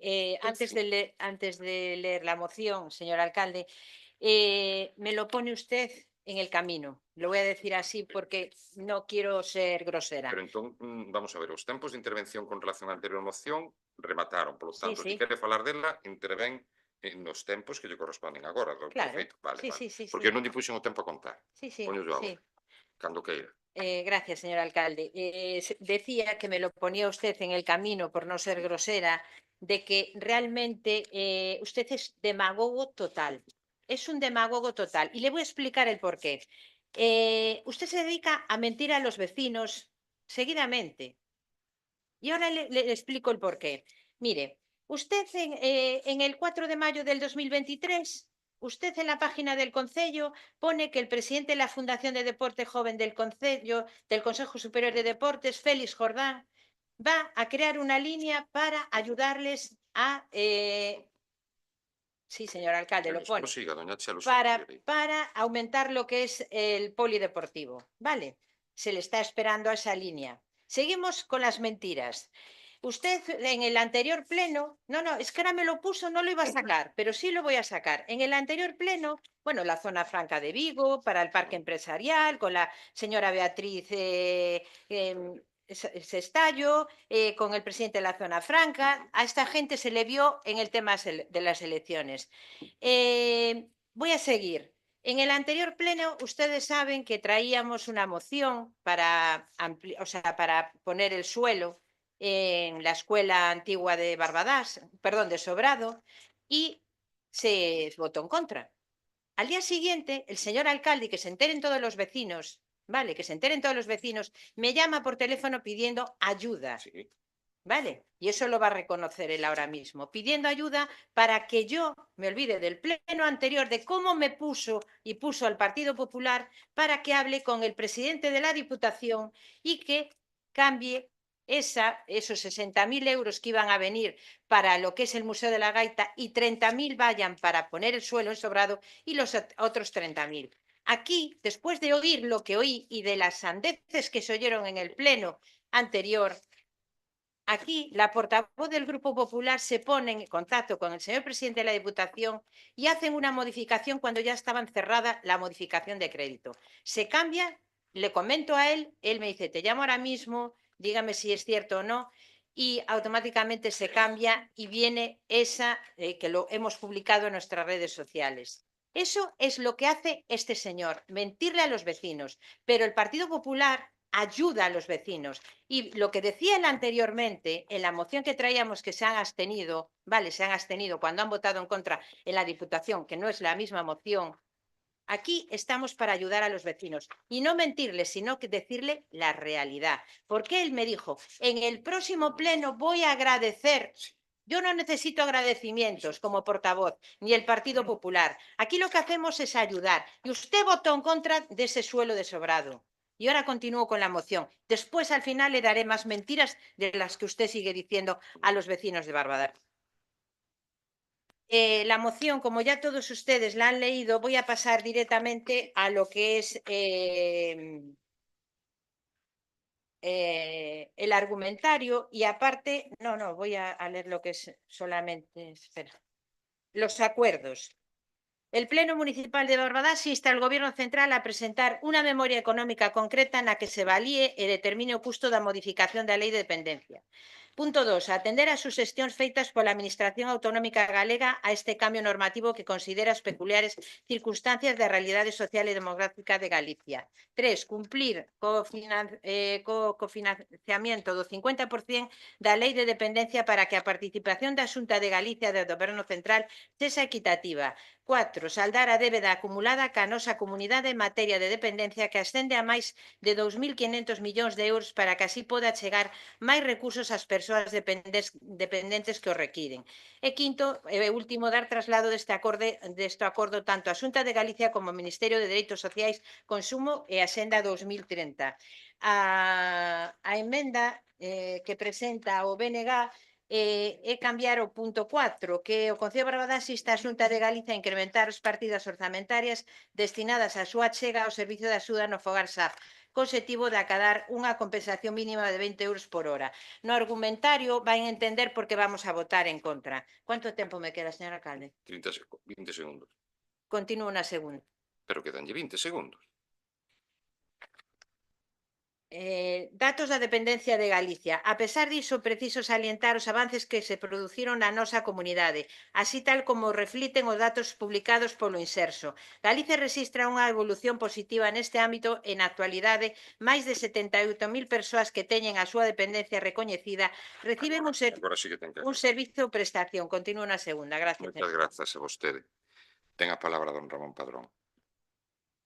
Bueno, por decir algo, xa que estas mocións creemos que non son para aquí, pero, bueno, en fin. Podían tamén incluir instar a Xunta de Galicia a que nos pague tamén todo o que nos debe ao Concello de Barbadás, instar a Deputación de Ourense a que nos pague todo o que nos debe ao Concello de Barbadás, esa débeda histórica, pero aquí só hai débedas históricas cando digo porque vostedes son Partido Popular, entonces só hai débedas históricas cando goberna no goberno central o PSOE. Eu supóñome que esta débeda histórica que poñen aquí, porque non me contestou outro día, ven desde o 2006, non? Contabilizan a desde o 2006, non? Por eso non me aclararon, porque ou é só desde o 2018 que goberna o Partido Socialista. Entonces, a ver se me aclara eso, porque outro día preguntei. Nada máis, xa digo, moi ben a moción, solicitando todo isto que nos deben, pero bueno, digo yo que tamén poderían incluir todo o que nos debe a Xunta e todo o que nos debe a Diputación. Moitas gracias. Moitas gracias a vostede, don Ramón. Don Daniel, quedalle un minuto. Gracias, novamente. Non sei se é unha illa o PP de Barbadás dentro do PP, de todas formas, gústame esta liña que están seguindo, máis a caída, máis municipalista, por decirlo ese xeito. Saben perfectamente, porque vostedes tamén gobernaron, que o Servizo de Axuda no Fogar é un servizo infrafinanciado, pero non lle boten as culpas solo, como ben acaba de decir Ramón, solamente están malas cousas cando non gobernan vostedes no goberno central. Pero dá esa casualidade que hai coinciden no tempo un goberno do PSOE no Estado e un goberno do PP na Xunta. Entón, aí parece que hai un choque de trenes. Permítanme que así yo transmita tamén aos compañeros de goberno aquí. Este é outro debate que ten que superar os partidos políticos. Pero tamén vou a puntualizar unha cousa e, ademais, desde a miña experiencia municipalista, xa como funcionario da administración local. Os concellos estamos cheos de competencias impropias e xa o vai a decir agora a compañeira concelleira de Saúde e Servizos Sociais. O Servizo de Axuda ao Fogar tiña que ser, sí ou sí, asumido pola Xunta de Galicia directamente ou polo Estado, tanto me ten. Xa que creemos nun Estado centralizado, penso máis que a Xunta de Galicia, porque as diputacións tamén son un ente que para min pois, está completamente desfasado no tempo. Así que, partindo desa base que os concellos estamos infrafinanciados porque nos enchen de competencias impropias. E mira, empezamos este pleno falando de animais. As autonomías e o Estado sempre lexislan para dar aos concellos competencias, pero, curiosamente, a financiación nunca chega. Ese é o debate que debemos abrir aquí. Gracias. Moitas gracias, don Daniel. Quen é o voceiro do Bloque Nacionalista? Quen fala? Vostede. Ben, sí, en primeiro lugar decir que sí que efectivamente o Partido Popular lógicamente, donde por esta parte vai por libre. É dicir, vostedes levan as siglas, pero, é dicir, non sei, é dicir, aquí teñen votado a favor de mocións que presenta o BNG en contra de Altri, cando queren implantalos e ou sí no corazón do país. Vostedes traen aquí iniciativas vinculadas pois ao tema dos migrantes, desas cuestións, do tema da dependencia, cando a presidenta, a señora Ayuso en Madrid, a cuánta xente levou por terra por non simplemente leválos ao médico? Cuánta xente das residencias enterrou esa señora? Iso a vostedes dales igual. E hasta onde eu sei é do Partido Popular, non? Vostedes pactan con Vox en 1000 sitios onde poden para gobernar. Vox é un partido fascista anti cualquier tipo de dereito progresista vinculado ás mulleres e vinculado a cualquier cuestión de ámbito progresista deste país. E vostedes van de la mano. Entón, non sei eu. É dicir, traen aquí cousas nas que vostedes despois, en outros estamentos, é o contrario do que realmente practican aquí en Barbadas. Bueno, con respecto xa ao que nos trae a moción, vou facer, bueno, decir que desde o ano 2006, que se aprobou a Lei de Dependencia e Financiamento do Sistema de Atención e Axuda á Dependencia, debía nutrirse da seguinte maneira: 50% o Estado e 50% a Xunta, como tamén din na moción. Na actualidade non é así e nunca foi, porque o goberno español non achega o diñeiro que corresponde.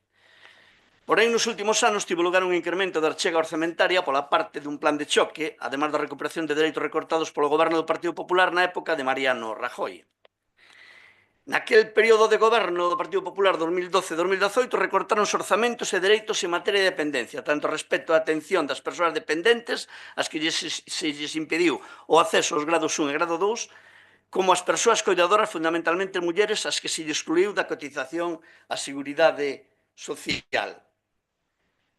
Vou falar dunha serie de real decretos, dunha serie de recortes que efectivamente fixo o goberno de Mariano Rajoy en ese período. Un é o Real Decreto Lei 20/2011 do 30 de decembro, de medidas urxentes en materia orzamentaria, tributaria e financiera para a corrección do déficit público. Se non lembro mal, as eleccións en ese ano foran en novembro de 2011. Un mes despois xa sacan as tesouras. É dicir, esperaron tanto como nada. Este Real Decreto modifica o calendario de aplicación da Lei 39/2006 do 14 de decembro de promoción da autonomía persoal e atención ás persoas en situación de dependencia. Era a lei que, digamos, rixe hoxe estas cuestións, a Lei 39/2006. Outra cuestión, máis reales decretos en ese período que realmente tamén pulen e machacan esa lei. O Real Decreto Lei 20/2012 do 13 de xullo de medidas para garantir a estabilidade orzamentaria e o fomento da competitividade. Modifica esa lei, a Lei 39/2006, e implica medidas de aforro no gasto, retraso o calendario de atención ás persoas de primeiro grado ata 1 de xullo do 2015. Suprime os 2 niveis para cada grado de dependencia que establecía o artigo 2, o apartado 2 do artigo 26 da propia lei. Remato. Leva 3 minutos 34 segundos.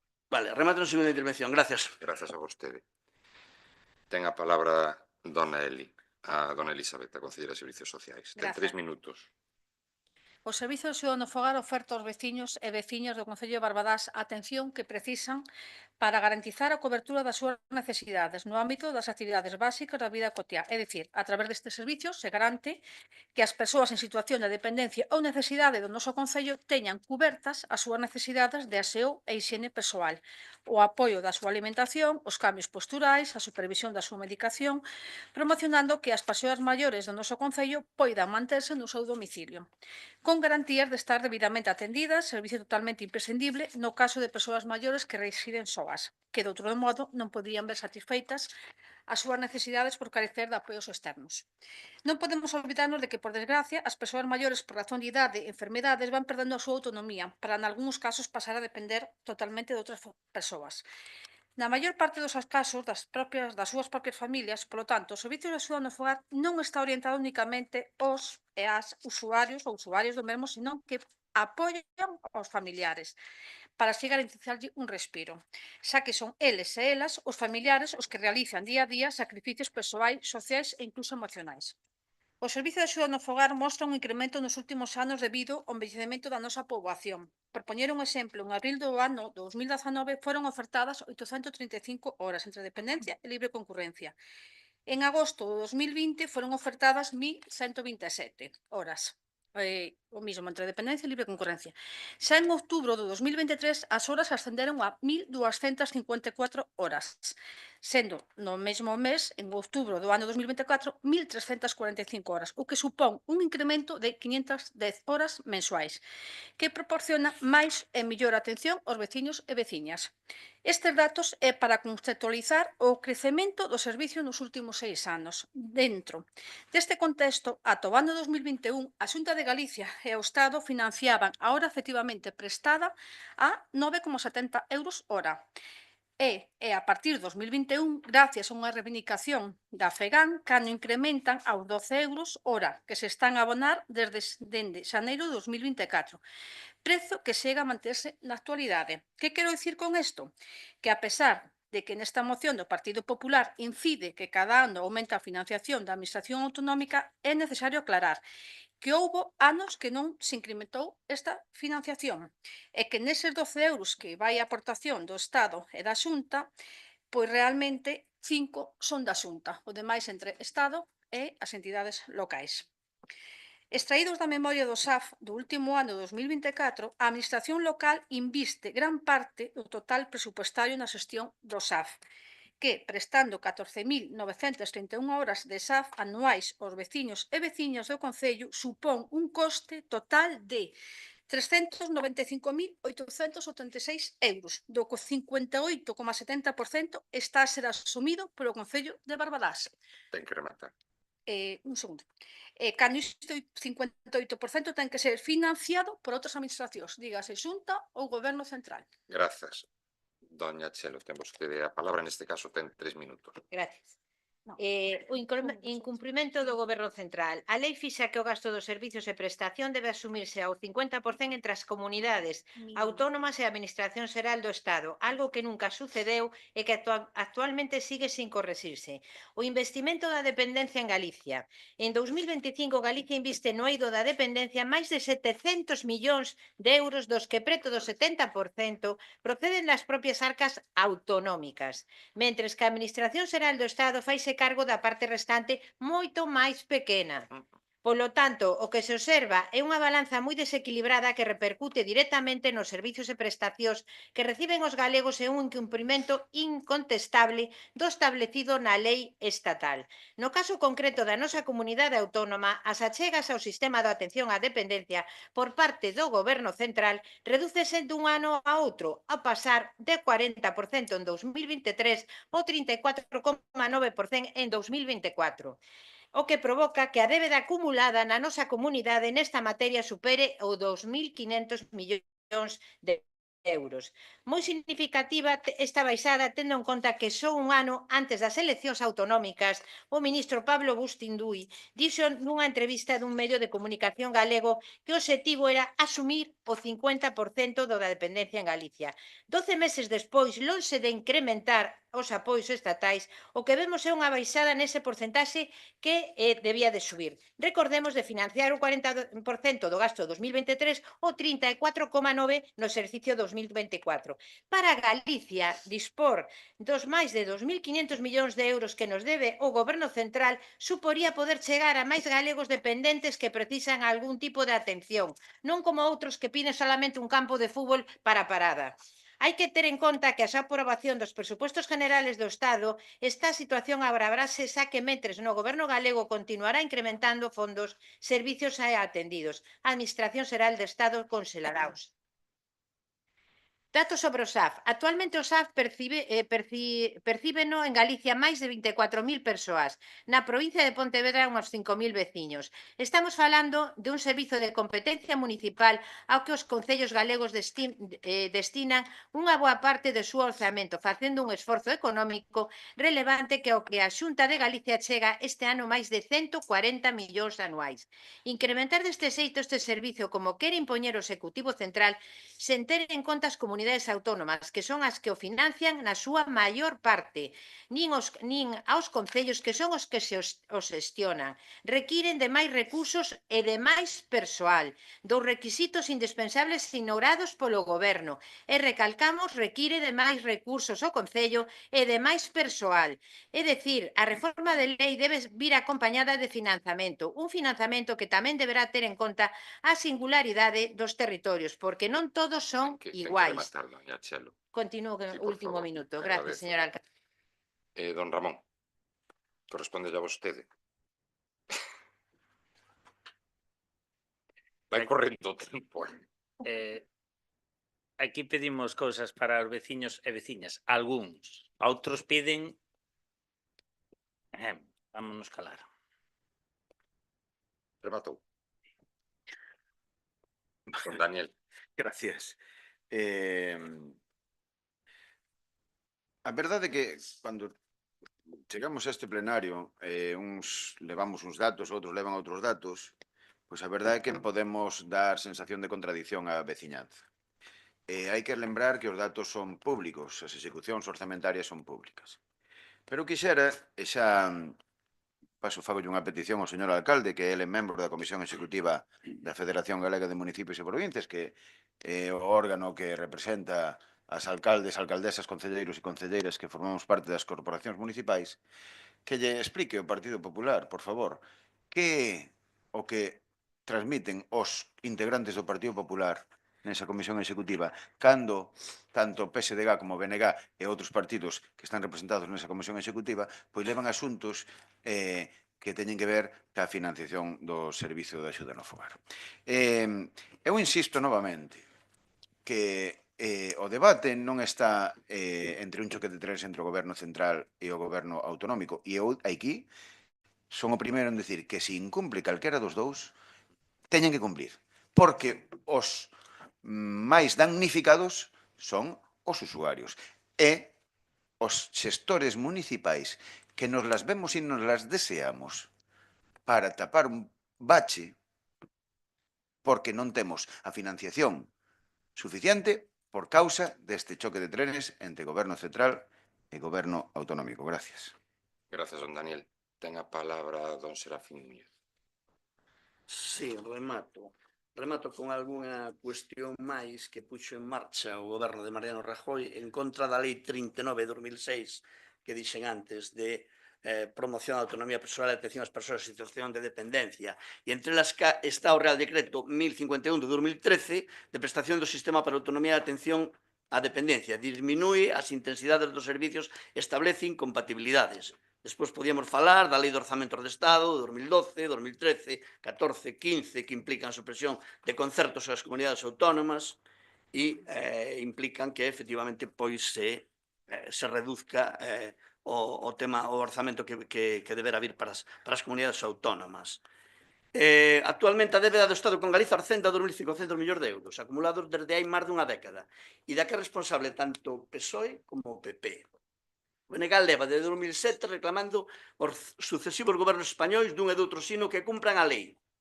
De feito, de maneira insistente e reiterada en múltiples debates como o do Estado da Nación Galega. Propuxemos reclamar do Estado a recuperación de dereitos e o financiamento que corresponde. O PP votou en contra mentras gobernou Mariano Rajoy. Hoxe xa baten no peito porque xa están en outra cuestión dependendo de quen este no goberno. Reseñar a este respecto, reseñar unha campaña política que desenvolveu recentemente e está desenvolvendo a nosa organización política, que é unha campaña vinculada a un novo concerto económico para este país, que levaría vinculado á creación dunha agencia tributaria galega. Non vou entrar sobre esta campaña, que sería longo de falar, pero sería que este país, Galiza, tuvera a chave dos seus propios cartos e tuveramos a disposición de poder e non que vayan a Madrid e que despois que veñan as miserias, que é o que sucede. Presentamos unha emenda que vou ler, que sería un novo acordo cuarto, que di o Concello de Barbadás insta a Xunta de Galiza, porque aquí só instan o Estado, a incrementar as partidas orzamentarias destinadas a súa achega aos servizos de axuda no fogar SAF co obxectivo de acadar unha compensación mínima de 20 euros por hora. En consecuencia, os acordos cuarto e quinto de aprobarse pasarían a ser o quinto e o sexto. Bueno, a moción pide que o Estado cumpra a lei e en eso o BNG está concorda con vostedes, aínda que efectivamente sí, non vamos a concordar con determinadas cuestións da exposición de motivos, pero sí co sentido da moción. Grazas. Grazas a vostede, ademais, cinguuse por abaixo o tempo. Ten a palabra dona Elizabeth. 3 minutos. Grazas. Os datos anteriormente comentados poñen en evidencia o compromiso e o esforzo do Concello de Barbadás, do que nós, como grupo de goberno, pois vemos que hai un incremento de persoas usuarias, así como de horas recibidas por parte delas, que implican un gasto cada vez maior neste eido. Se tal como a piden na moción, a colaboración no financiamento fose maior, dita atención podería estenderse a máis veciños e veciñas, en moitos casos xente que reside soa e que precisa da nosa axuda. Comentar tamén que os 12 euros hora prestada que recibimos por parte das administracións autonómica e estatal non chegan a cubrir o custo da hora en empresas privadas que ascenden a 15,16 euros, moito menos o precio de hora prestada directamente donde o Concello, que está en 34,23 euros hora prestada. Reitero que no importe que achega a Xunta está incluída a achega do Estado. A aportación da comunidade autónoma será para cada ano ao menos igual á da Administración Xeral do Estado. Con estes custos, os concellos afóganse na prestación dun servicio indispensable para os nosos maiores e as súas familias, polo que reiteramos o noso apoio a máis financiamento ao Goberno central, pero á Xunta tamén, para poder obter máis recursos e, por tanto, máis persoal para prestar un servicio acorde ás necesidades das persoas. Temos que deixar claro que os servicios sociais son competencia exclusiva da Comunidade Autónoma de Galicia. Os concellos só xestionan, según o artículo 12 da Lei de Dependencia do ano 2006. Polo tanto, as entidades locais non terían obriga de financiar dito servizo. Fai uns días, a FEGAN fixo unha enquisa sobre o SAF aos 313 concellos da nosa comunidade. De todos estes concellos contestaron pois 211, que é un porcentaxe bastante alto, aunque deberían ser todos, onde todos eles coinciden co que levamos dicindo nesta moción. Fai falta máis financiación, pero de todas as administracións que están por encima das locais. Xa que nós non temos competencia no que dixen anteriormente. Grazas. Moitas grazas. Ten a palabra doña Chelo, un minuto. Gracias, señor alcalde. Orzamento de Galicia. Aí vamos a contestar ahora. O benestar de todas as persoas con dependencia recoñecida é, sin dúbida, un dos piares fundamentales do goberno galego. O incremento orzamentario que anualmente investimos a este ámbito demostra este compromiso firme. Así, neste ano 2025, dedicamos máis de 700 millóns de euros para a atención á dependencia, un 11% máis que o anterior. Case 4 veces máis que no 2009, que foi de 224 millóns, no 2024 655, unha subida, un incremento dun 24%, e no ano 2025 728 millóns, unha subida dun 11%. E quero recalcar que no 2006 ao 2011 gobernaba o señor Zapatero, e que pasar a lei de dependencia dependencia despois do Senado aprobouse entre o Partido Popular e o Partido Socialista. Creo que lle contesto ao señor Padrón,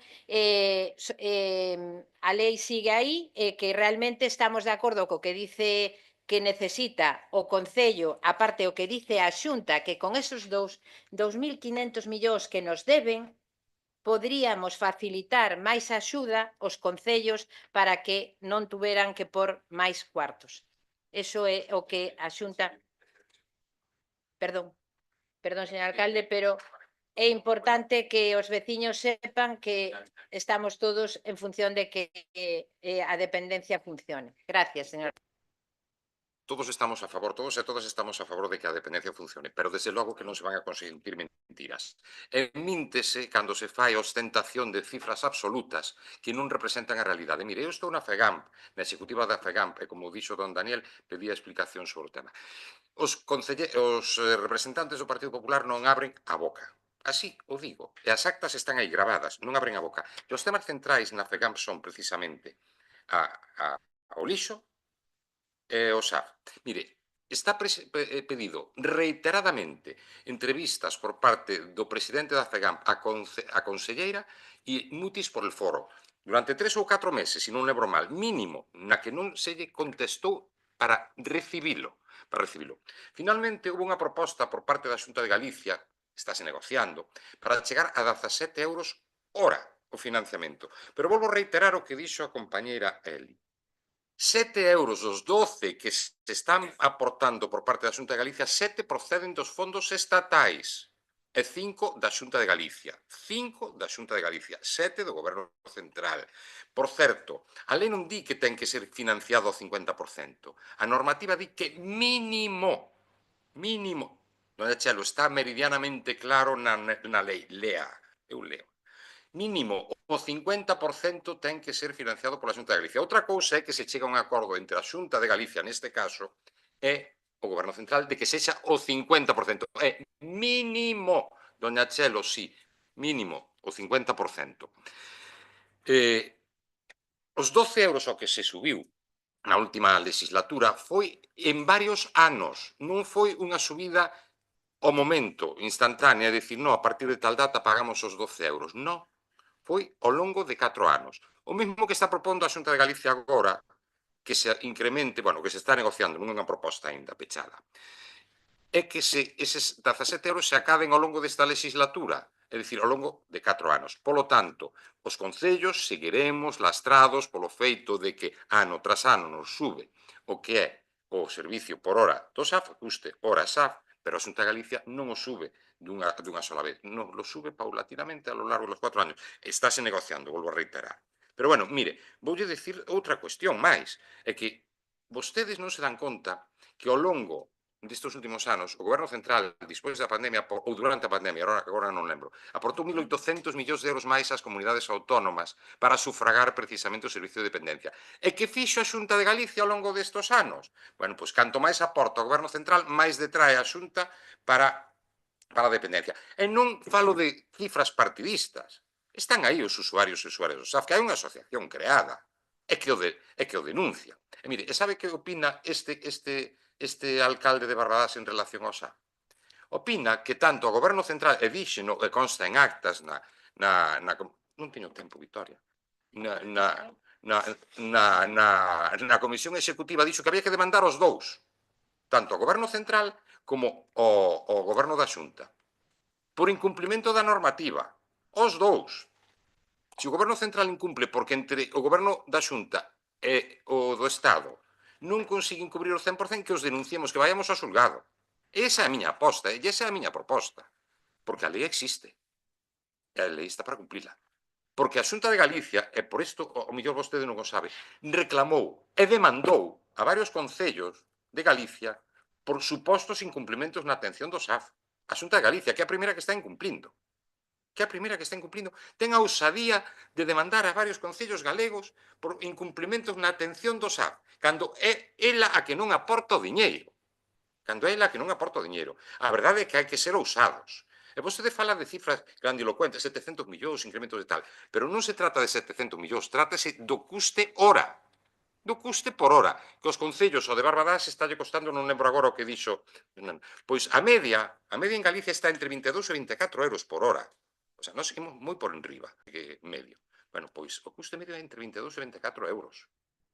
A Xunta aporta a día de hoxe 12, dos cales 7 son do goberno central. Son moi ousados, bueno, vostede é moi ousada en dar cifras así maravillosas e traer mocións a este pleno, francamente, ousada. Mire, pero vostede están a incumplir a lei, o Partido Popular, porque houve unha normativa que se aprobou nun goberno de coalición co Bloque Nacionalista, e creo lembrar que en aquel momento o conselleiro de Políticas Sociais era do Bloque Nacionalista, se non me equivoco, creo que era do Bloque Nacionalista, e aprobouse unha lei dirixida precisamente a este ámbito. Ben, pois ese ámbito, esa lei, nunca se desenvolveu. Nunca se desenvolveu. E quen goberna en Galicia? O Partido Popular.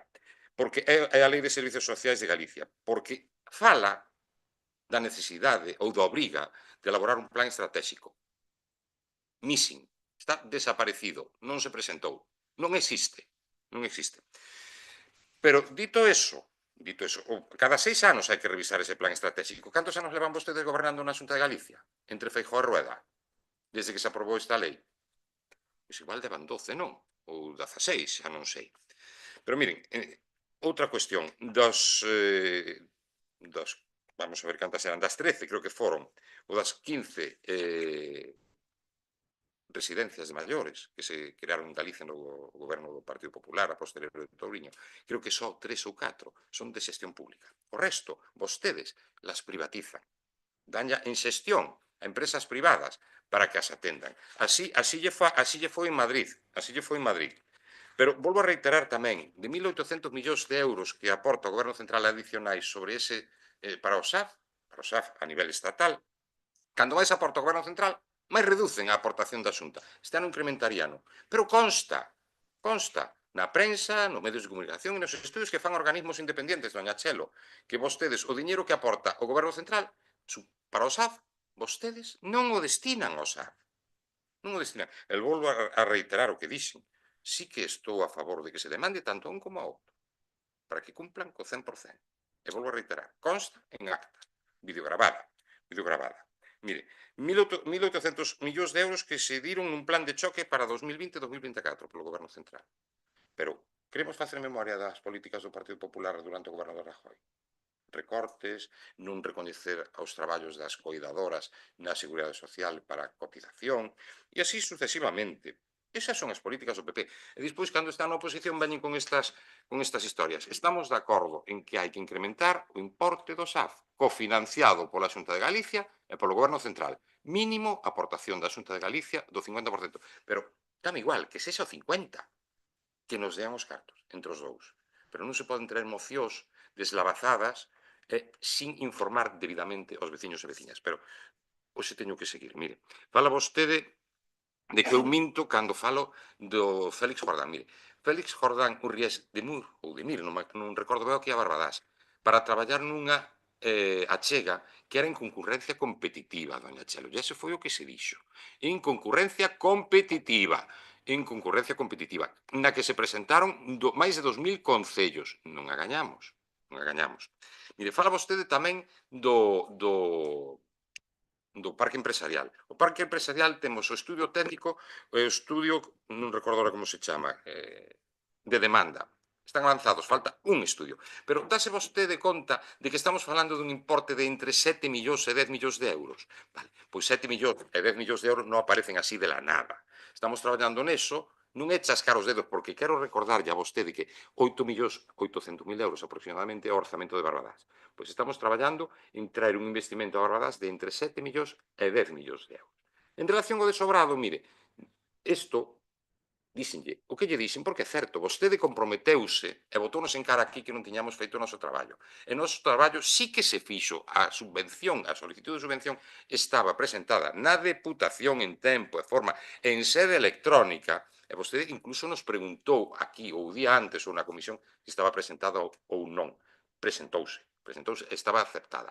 Mire, pero é certo que concellos de outras latitudes políticas, outras latitudes políticas levaron máis diñeiro co noso. E dixen tamén que o iba a recoñecer no pleno ese traballo que fixo. Pero o presidente da Diputación díxenos que que eran 290.000 euros moito diñeiro para o Concello de Barbadas. Mire, se aplicáramos o plan COP Ourense para todos os concellos, o millor outro galo cantaba. Outro galo cantaba para ese concello. Nós defendemos esa subvención. Nós loitamos por o noso concello. Por eso loitamos por esa subvención en sobrado. E por eso loitamos porque tamén se financiara o Museo da Música, as filtracións do Museo da Música. E por eso que ascendía a 60.000 euros, para que vexe a prioridade que lle damos a Sobrado, desde o momento en que fixemos deixazón deses 30.000 euros adicionais que facían falta para o Museo da Música, virán noutra chega, que é o compromiso que hai. Eu recoñezo o seu traballo aí, pero chameina polo feito de que vostede comprometeuse diante dos veciños e veciñas de Sobrado, e creo que estaba don Serafín, non sei se estaba ali, non recordo quen estaba nesa xuntanza. Non estaba vostede. Pois comprometeuse a que iba a conseguir, estaba Puga estaba, sí, a conseguir esa subvención. Nós fixemos o noso traballo, pero comprometeuse a elo, entón apelei o seu compromiso, que se estaba conseguido. E volvo a agradecer, non me do en prendas neso, doña Chelo. Non me dan prendas neso. Pero non veña vostede aquí a decir que mentimos, nin cousa polo estilo, porque non se minte. Non se minte. A que tergiversa é vostede. Votos a favor desta moción. Perdón. Entón, votos a favor? Abstencións? Resto. Polo tanto, queda aprobada.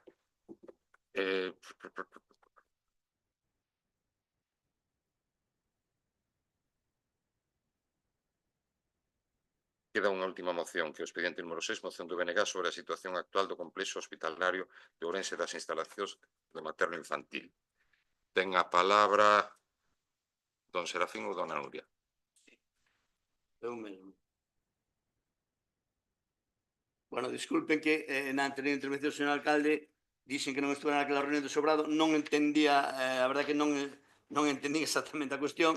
Claro que estuvo este portavoz naquela reunión de Sobrado e, de feito, fixemos unha proposta de traer unha moción que se trouxo, e dicir, bueno, é que pasa que non escoitei exactamente.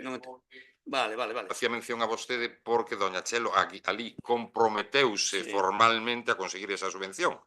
E aquí puxo en algún momento en tela de xuízo que este goberno fixera a solicitude formal da subvención. Porque se non a facemos, evidentemente non a íbamos conseguir. Bueno, agora creo que estou no meu... Sí, agora explicaba isto. Non lle contei o tempo. Vale. Non lle contaba o tempo, aclararlle eso. Bueno, a moción que trae o BNG é unha moción sobre a situación actual do complexo hospitalario de Ourense e das instalacións da materno infantil.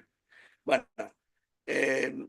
vou facer un reflexión sobre o articulado da exposición de motivos, porque eu creo que reflicte bastante ben polo miúdo o que deberá ser a moción, a defensa desta moción. E, bueno, a exposición reza neste sentido.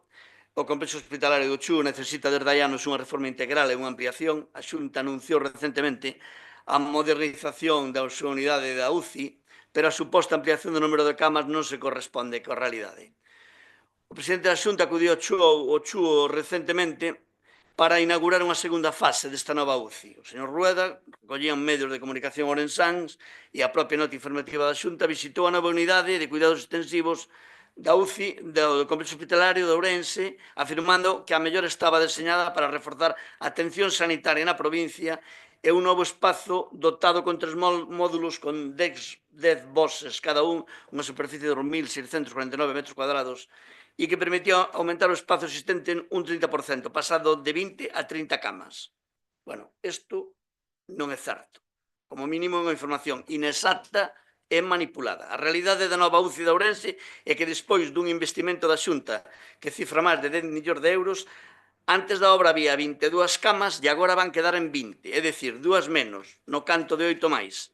E isto xa o explicaba na anterior moción no pleno ordinario de abril, donde falaba de que se derivaban pacientes para a URPA.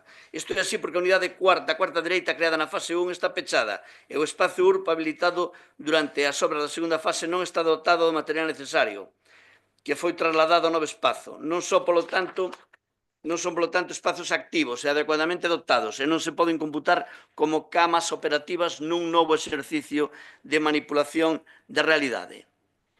Aquí pudiéramos plantexarnos unha pregunta. Por que motivo manipula a Xunta información sobre o número real de camas da UCI do Chúo tras as obras de renovación dicindo que hai 30 cando isto é falso? Este feito, xunto coas queixas de persoal sobre a falta de recursos e a precariedade das condicións laborais, require unha resposta contundente por parte da Xunta. Visto o anterior, tamén hai que preguntarse polas medidas que pretende tomar a Xunta para resolver a situación de falta de persoal denunciadas polos traballadores da UCI. Habría que falar tamén, noutro de cousas, de a moción, o pasado 29 de marzo producíase un novo derrube da área de pediatría do Hospital Materno de Ourense, que evidencia gravidade de deterioro das infraestructuras sanitarias.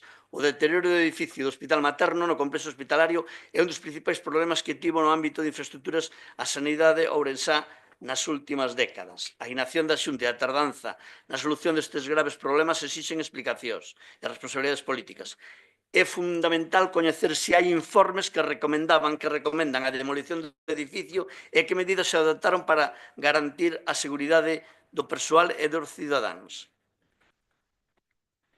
Vale, remato a segunda intervención. Gracias. Ten a palabra don Ramón Padrón. Señor alcalde, non lle minta a cidadanía. Non, estou mentiulle agora mesmo, un pouco. En que di vostede que facendo así non se consiguen 10 millóns de euros. Si, se consiguen. Si se consiguen. Se vostede fose presidente da Diputación e gobernara na Xunta o mesmo partido, pois mira, conseguía un parque acuático, conseguía unha ampliación do polígono empresarial, conseguía un instituto. O señor Luís Menor, para o seu concello de 6.000 habitantes. E vostedes, para un concello de 12 ou 13 ou reais, ou mellor máis, miles de habitantes, conseguiron que sacar 30.000 euros que iban para unha obra para mandalos para outra. Fíxese vostede, Concello de Barbadás, metropolitano da comarca de Ourense, pero o Luís Menor sí que fai así e consigue cartos. E a alcaldesa de San Cibrao fai así e consigue cartos, e moitos. E nós mendigando 30.000 euros. E sacalos dunha obra para outra. Esa é a realidade deste concello.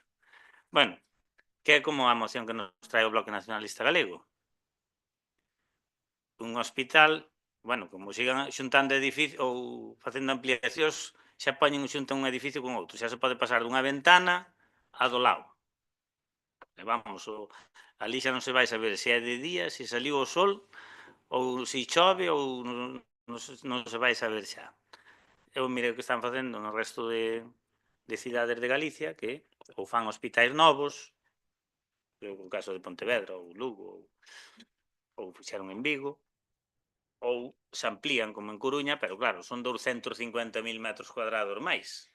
Pero aquí non, aquí os metros cuadrados que hai, facemos outro edificio porque nos colle, aquí ainda hai sitio, metemos outro aquí no medio. Entonces, bueno, eso é expoñer aquí a realidade do que temos, pero xa digo, en relación a eso, en relación ao que lles dixen antes de Barbadás e o noso entorno. Moitas gracias. Moitas grazas. Don Daniel. Brevemente, gracias. Completamente de acordo que a situación que expón o BNG nesta moción, por suposto, completamente a favor da moción. Simplemente, bueno, pois por reflexionar un pouquiño, mesmo o compañeiro Ramón acaba de dicilo claramente. O complexo hospitalario de Ourense é o complexo Frankenstein. A min gustame chamarlle o complexo Frankenstein. Vai añadindo esos cachos, vanse remendando, vamos estar... Por suposto que non se pode tirar un hospital, haberá que facer outro novo. Pero cando a tendencia, non só en Galicia, sino en todas as grandes cidades, é a sacar hacia o exterior das cidades os servicios como os hospitales que conlevan un gran tráfico, conlevan pois un trajín, se me permiten a expresión, de ambulancias. Aquí metémolo máis a presión, como dixo o compañeiro Ramón, dentro da cidade. Daniel. Solamente para puntualizar, Novo Montecelo en Pontevedra, Lucas Augusti en Lugo e Álvaro Cunqueiro en Vigo. E en Ourense Complexo Frankenstein. Gracias. Moitas grazas. Ten a palabra neste caso o voceiro do PP, perdón. Ola, boas noites a todos. Bueno, toca a min defender esta moción tamén, as máis difíciles, casi sempre. Os concelleiros do PP de Barbadás non se van a negar a que se informe correctamente os grupos parlamentarios, con todos os informes pertinentes, nin que se informe incluso correctamente a cidadanía. Pero, bueno, a verdade é que a nova UCI incorpora a última tecnoloxía de alarmas e seguimento de pacientes, voces de illamento, renovación de aire individualizada en cada voz, acordes ás necesidades novas que poden xurdir, cun incremento de máis dun 30% de capacidade asistencial. Espero puntualizala dentro dun momentiño para que se faga eco deso. Os traballos de traslado para o traslado provisional do materno están iniciados co obxectivos, este é un plazo que nos pasan que estarían finalizados a comenzos do verán. É dicir, quedan nada, 2 meses e pico. A renovación integral da UCI é unha obra que responde a outras necesidades xurdidas tras a pandemia, como a incorporación de voces de illamento, a renovación de aire individualizada en cada voz, ademais de contar coa última tecnoloxía de alarmas, con guindastres individuales en cada voz. A obra tamén inclúe unha novidade na humanización do servicio e a creación dunha sala para descanso dos familiares e acompañantes dos pacientes. Desta forma, a nova UCI do Hospital Ourensán mellora a seguridade clínica, a monitorización dos pacientes, a individualización, a luminosidade e a humanización. Ao parecer leváronse a cabo reunións cos profesionales do servicio onde se valoran, entre outras cousas, propostas de distribución do personal na unidade. Participaron activamente no deseño da renovación, a xefatura e a supervisión do servicio, ademais de unha enfermeira experta da propia unidade. É dicir, a UCI de Ourense, no ámbito de enfermería, conta con 48 enfermeiras, unha supervisora e 34 técnicas de cuidados auxiliares de enfermería. Polo tanto, dispón de 4 enfermeiras e 3 técnicas en cuidados por cada unidade de 10 pacientes. Mais, unha supervisora e tal. Na parte do materno, os traballos para o traslado provisional da hospitalización do materno infantil xa están iniciados co obxectivo de que este finalizados antes do verán. Tuvo que haber unha rápida reacción ante a caída dos teitos con solucións e unha planificación completa para a reubicación dos servizos do Ten que materno, rematar, don Ramón. con fin de ofrecer tranquilidade a pacientes, profesionais, garantir a asistencia en todo momento, anticipándose un pouco que xa había que haber feito. Grazas. Correspóndelle a don Joaquín. Perdón, correspóndelle a dona Elizabeth. 3 minutos. Grazas. Bueno, escoitando o compañeiro do Partido Popular, e o que está dicindo da UCI, espero que sea así, porque vai ser maravilloso. Oxalá, pero non é a UCI solo, existen máis seccións e máis servizos, non? Para que quedaran así espléndidamente. Bueno, escoitando esta moción, sí que é necesaria, urxente e profundamente xusta. Falamos do edificio materno-infantil do Chou, un edificio construído alrededor do ano de 1935 e que, medio século despois, sigue funcionando como se o tempo non pasara, ou máis ben, como se só pasara para empeoralo. Estamos a falar dun hospital onde nacen os nosos fillos, onde se coidan as nosas nais, onde se acompaña a vida desde o seu inicio a ese lugar. Hoxe está cheo de humidades, goteiras, paredes rotas, instalacións eléctricas obsoletas e mesmo presencia de ratas, insectos, etc. E isto non o digo eu, isto dino os profesionais que traballan ali e as familias que o padecen. O punto de inflexión prodúcese en decembre de 2023, que derrumbouse, derrumbouse parte do teito no corredor do paritorio. O sea, repito, caeu o teito. Gravísimo. A parte de que, como sabemos todos, fai 2 meses, ou un mes e medio, en marzo, pois derrumbouse unha parte da terceira planta do materno. En máis aviso claro e grave, a resposta da Xunta foi anunciar outra vez, xa que levan anos prometendo solucións, que se ia reformar, que se agora se derriba, que se construirá un novo, pero seguimos igual ou peor.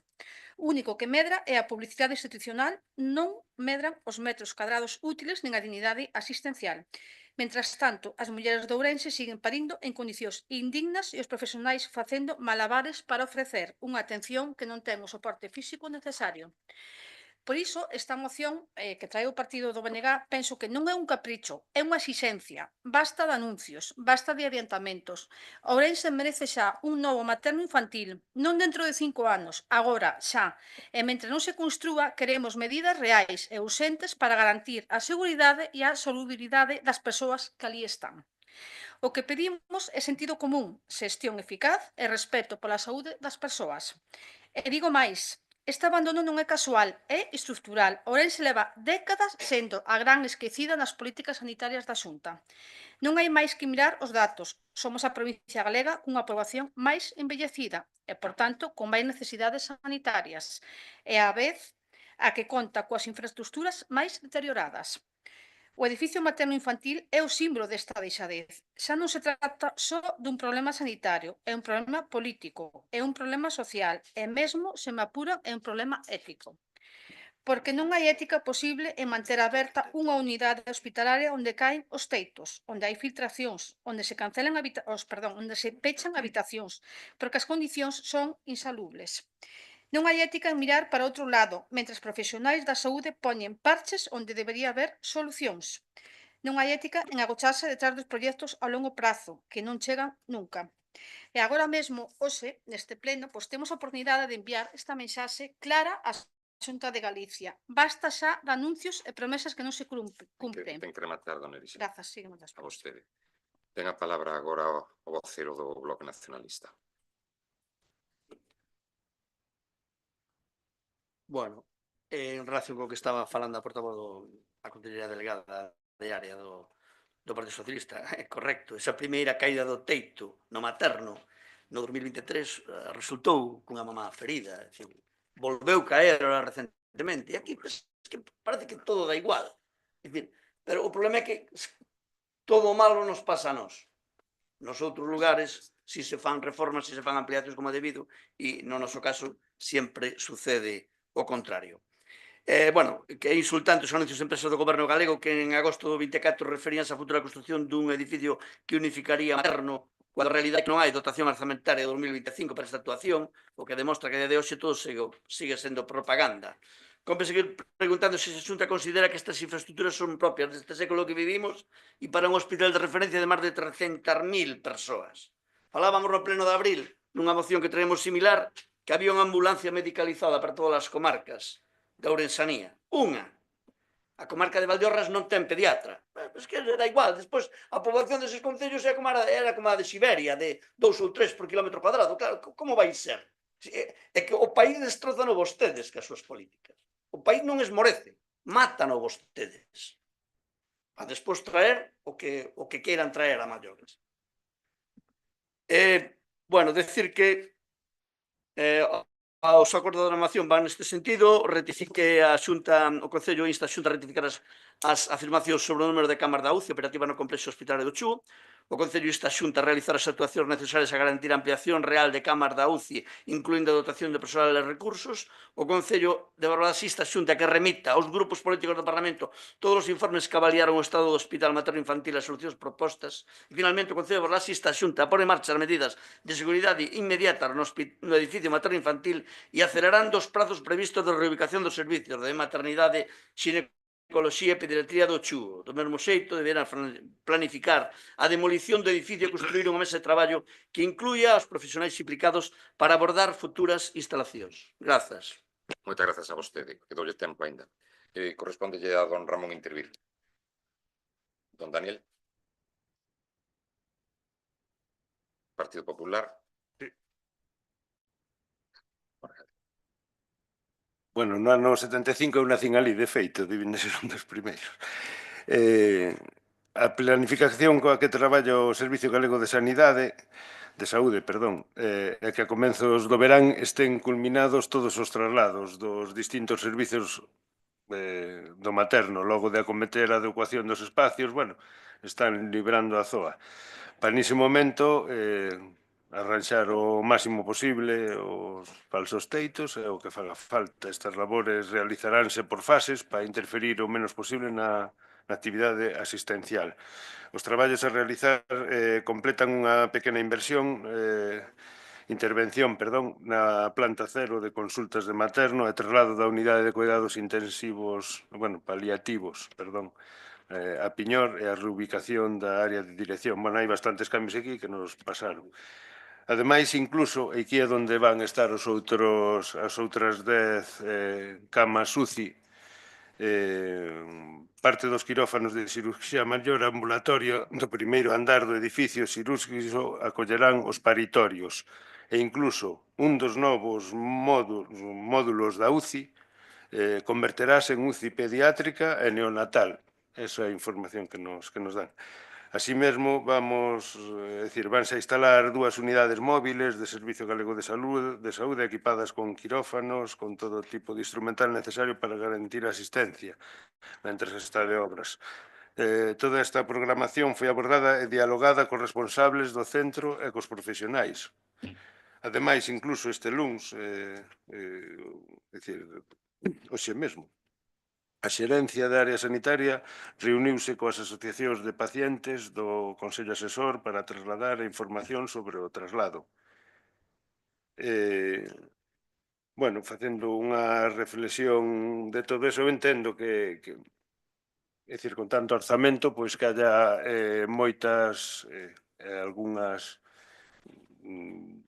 algúns traballos erróneos por parte dos políticos que distribúen o diñeiro, pero si non se leva isto o máis económico posible para poder salir adiante, pois mal podremos pagar outras cousas,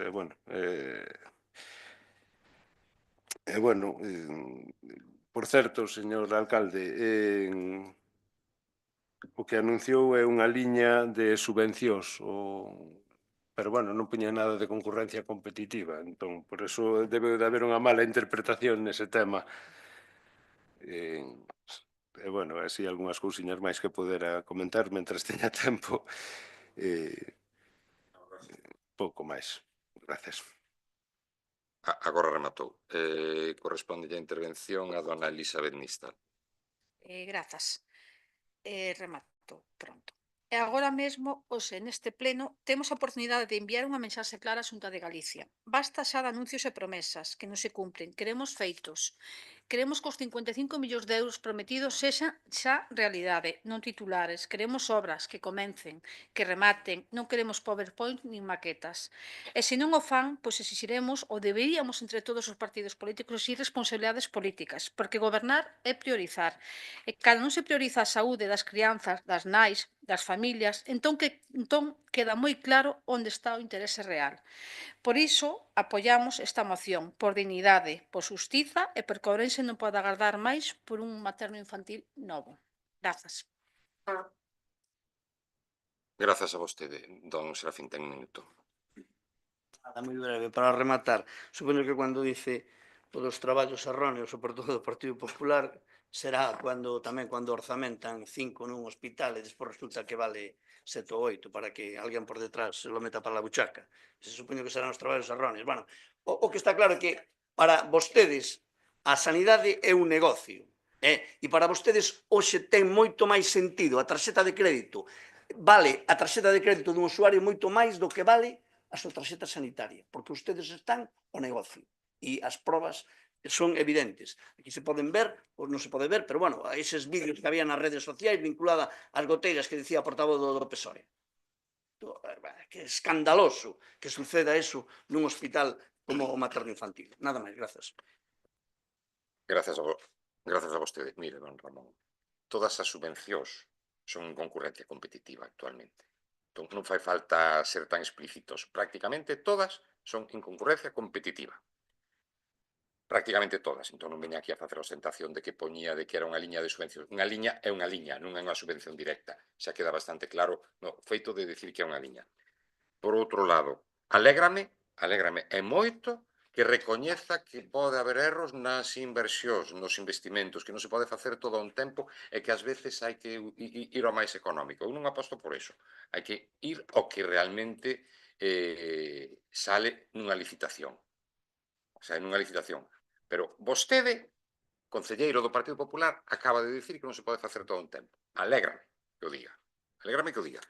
Aclararlle a don Ramón unha cuestión. Mire, o tema do estudio do parque empresarial vai ser entre 7 millóns e 10 millóns de euros. Está pendiente única e exclusivamente do estudio de demanda que probablemente teñamos en breve. Despois xa buscaremos estudio de viabilidade, perdón, que probablemente teñamos en breve. Entón, pretendemos conseguir ese financiamento. Por outro lado, creo que xa veo aquí a este plenario un tema do EDUSI.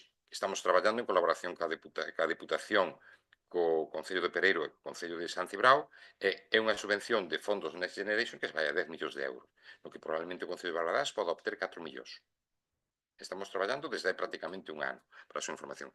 E para rematar co tema do Instituto, decirlle que o tema do Instituto estamos lastrados polo feito de que a superficie necesaria para construílo son 10.000 metros cuadrados. Non os temos. Non os temos, os 10.000 metros cuadrados.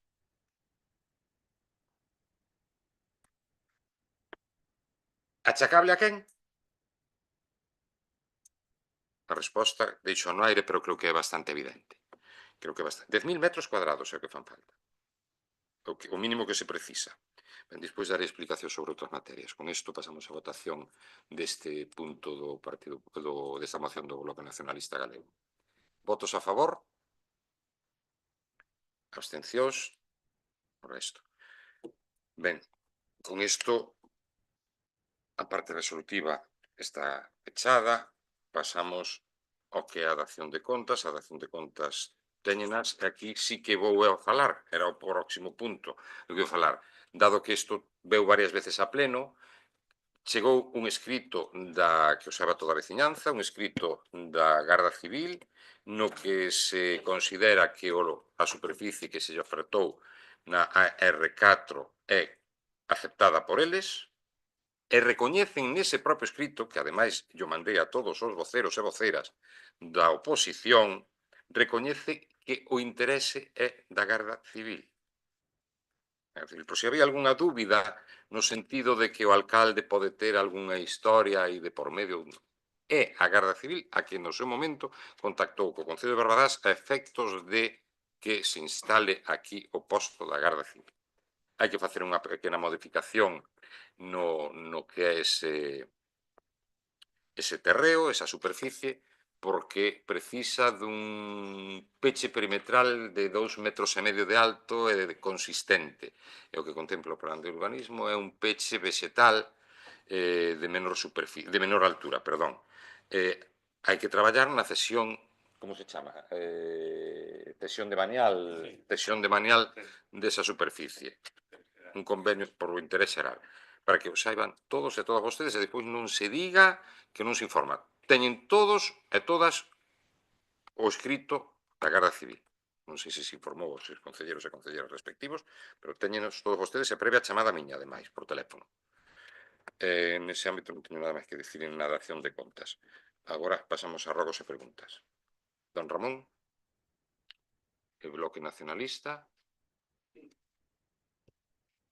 A ver, 4 cuestións que registrarei mañá, que hoxe non tuve a posibilidade, pero digo de palabra e creo que pode ser suficiente para clarificar un pouco as cuestións.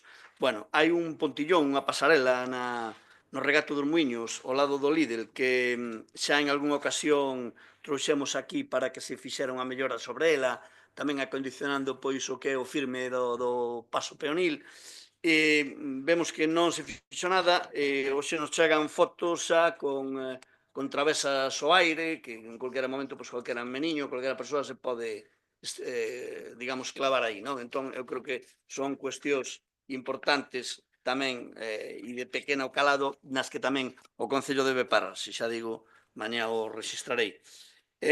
Hai outra cuestión vinculada tamén pois, a este folleto que entregaron, que reenviaron ás casas onde van os teus cartos, e entón, bueno, a pregunta sería pois, canto lle costa a veciñanza do Concello de Barbadás ese envío masivo por correspondencia para fazer publicidade do goberno, en forma de explicación de como se gastan os cartos, e despois, bueno, pois que se lle aclare a xente que realmente pois pregunta por SMS, por emails, determinadas cuestións vinculadas pois tamén ao tema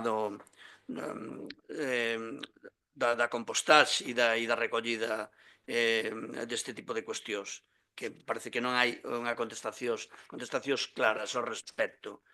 Vou preguntar tamén, bueno, pregunto sobre a xornada do luns 28 de abril, martes 29, esa falla de suministro eléctrico, que custo tivo para as arcas municipais o sucedido nesa fatídica xornada.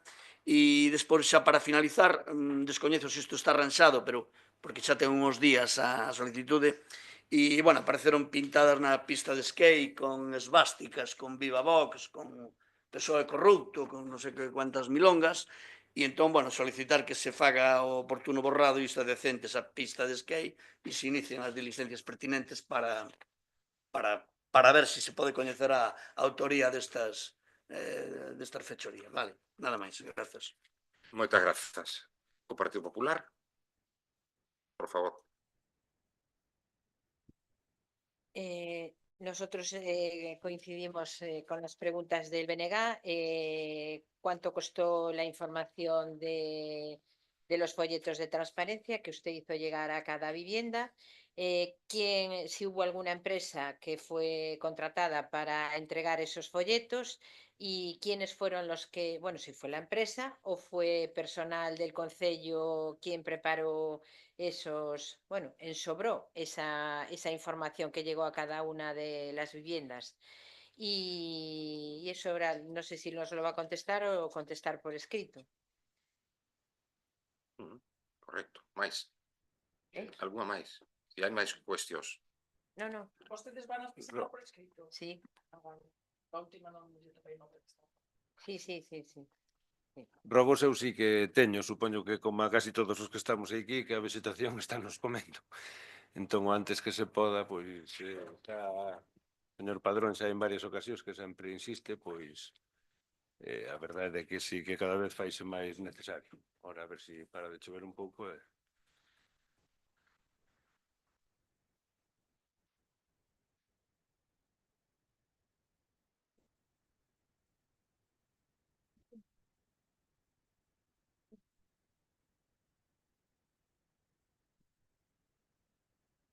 Non me pregunto. Non pregunto.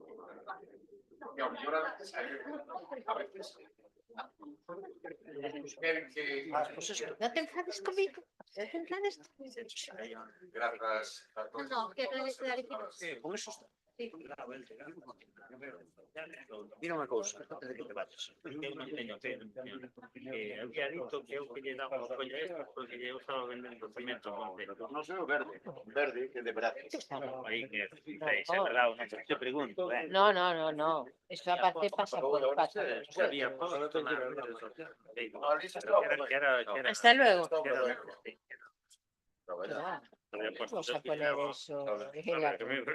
No, digo que dixo el. ¿Verdad que no? Que un pelado nuestro del PP que puso que vendía cemento. Máis pequeno da mí non lle dá.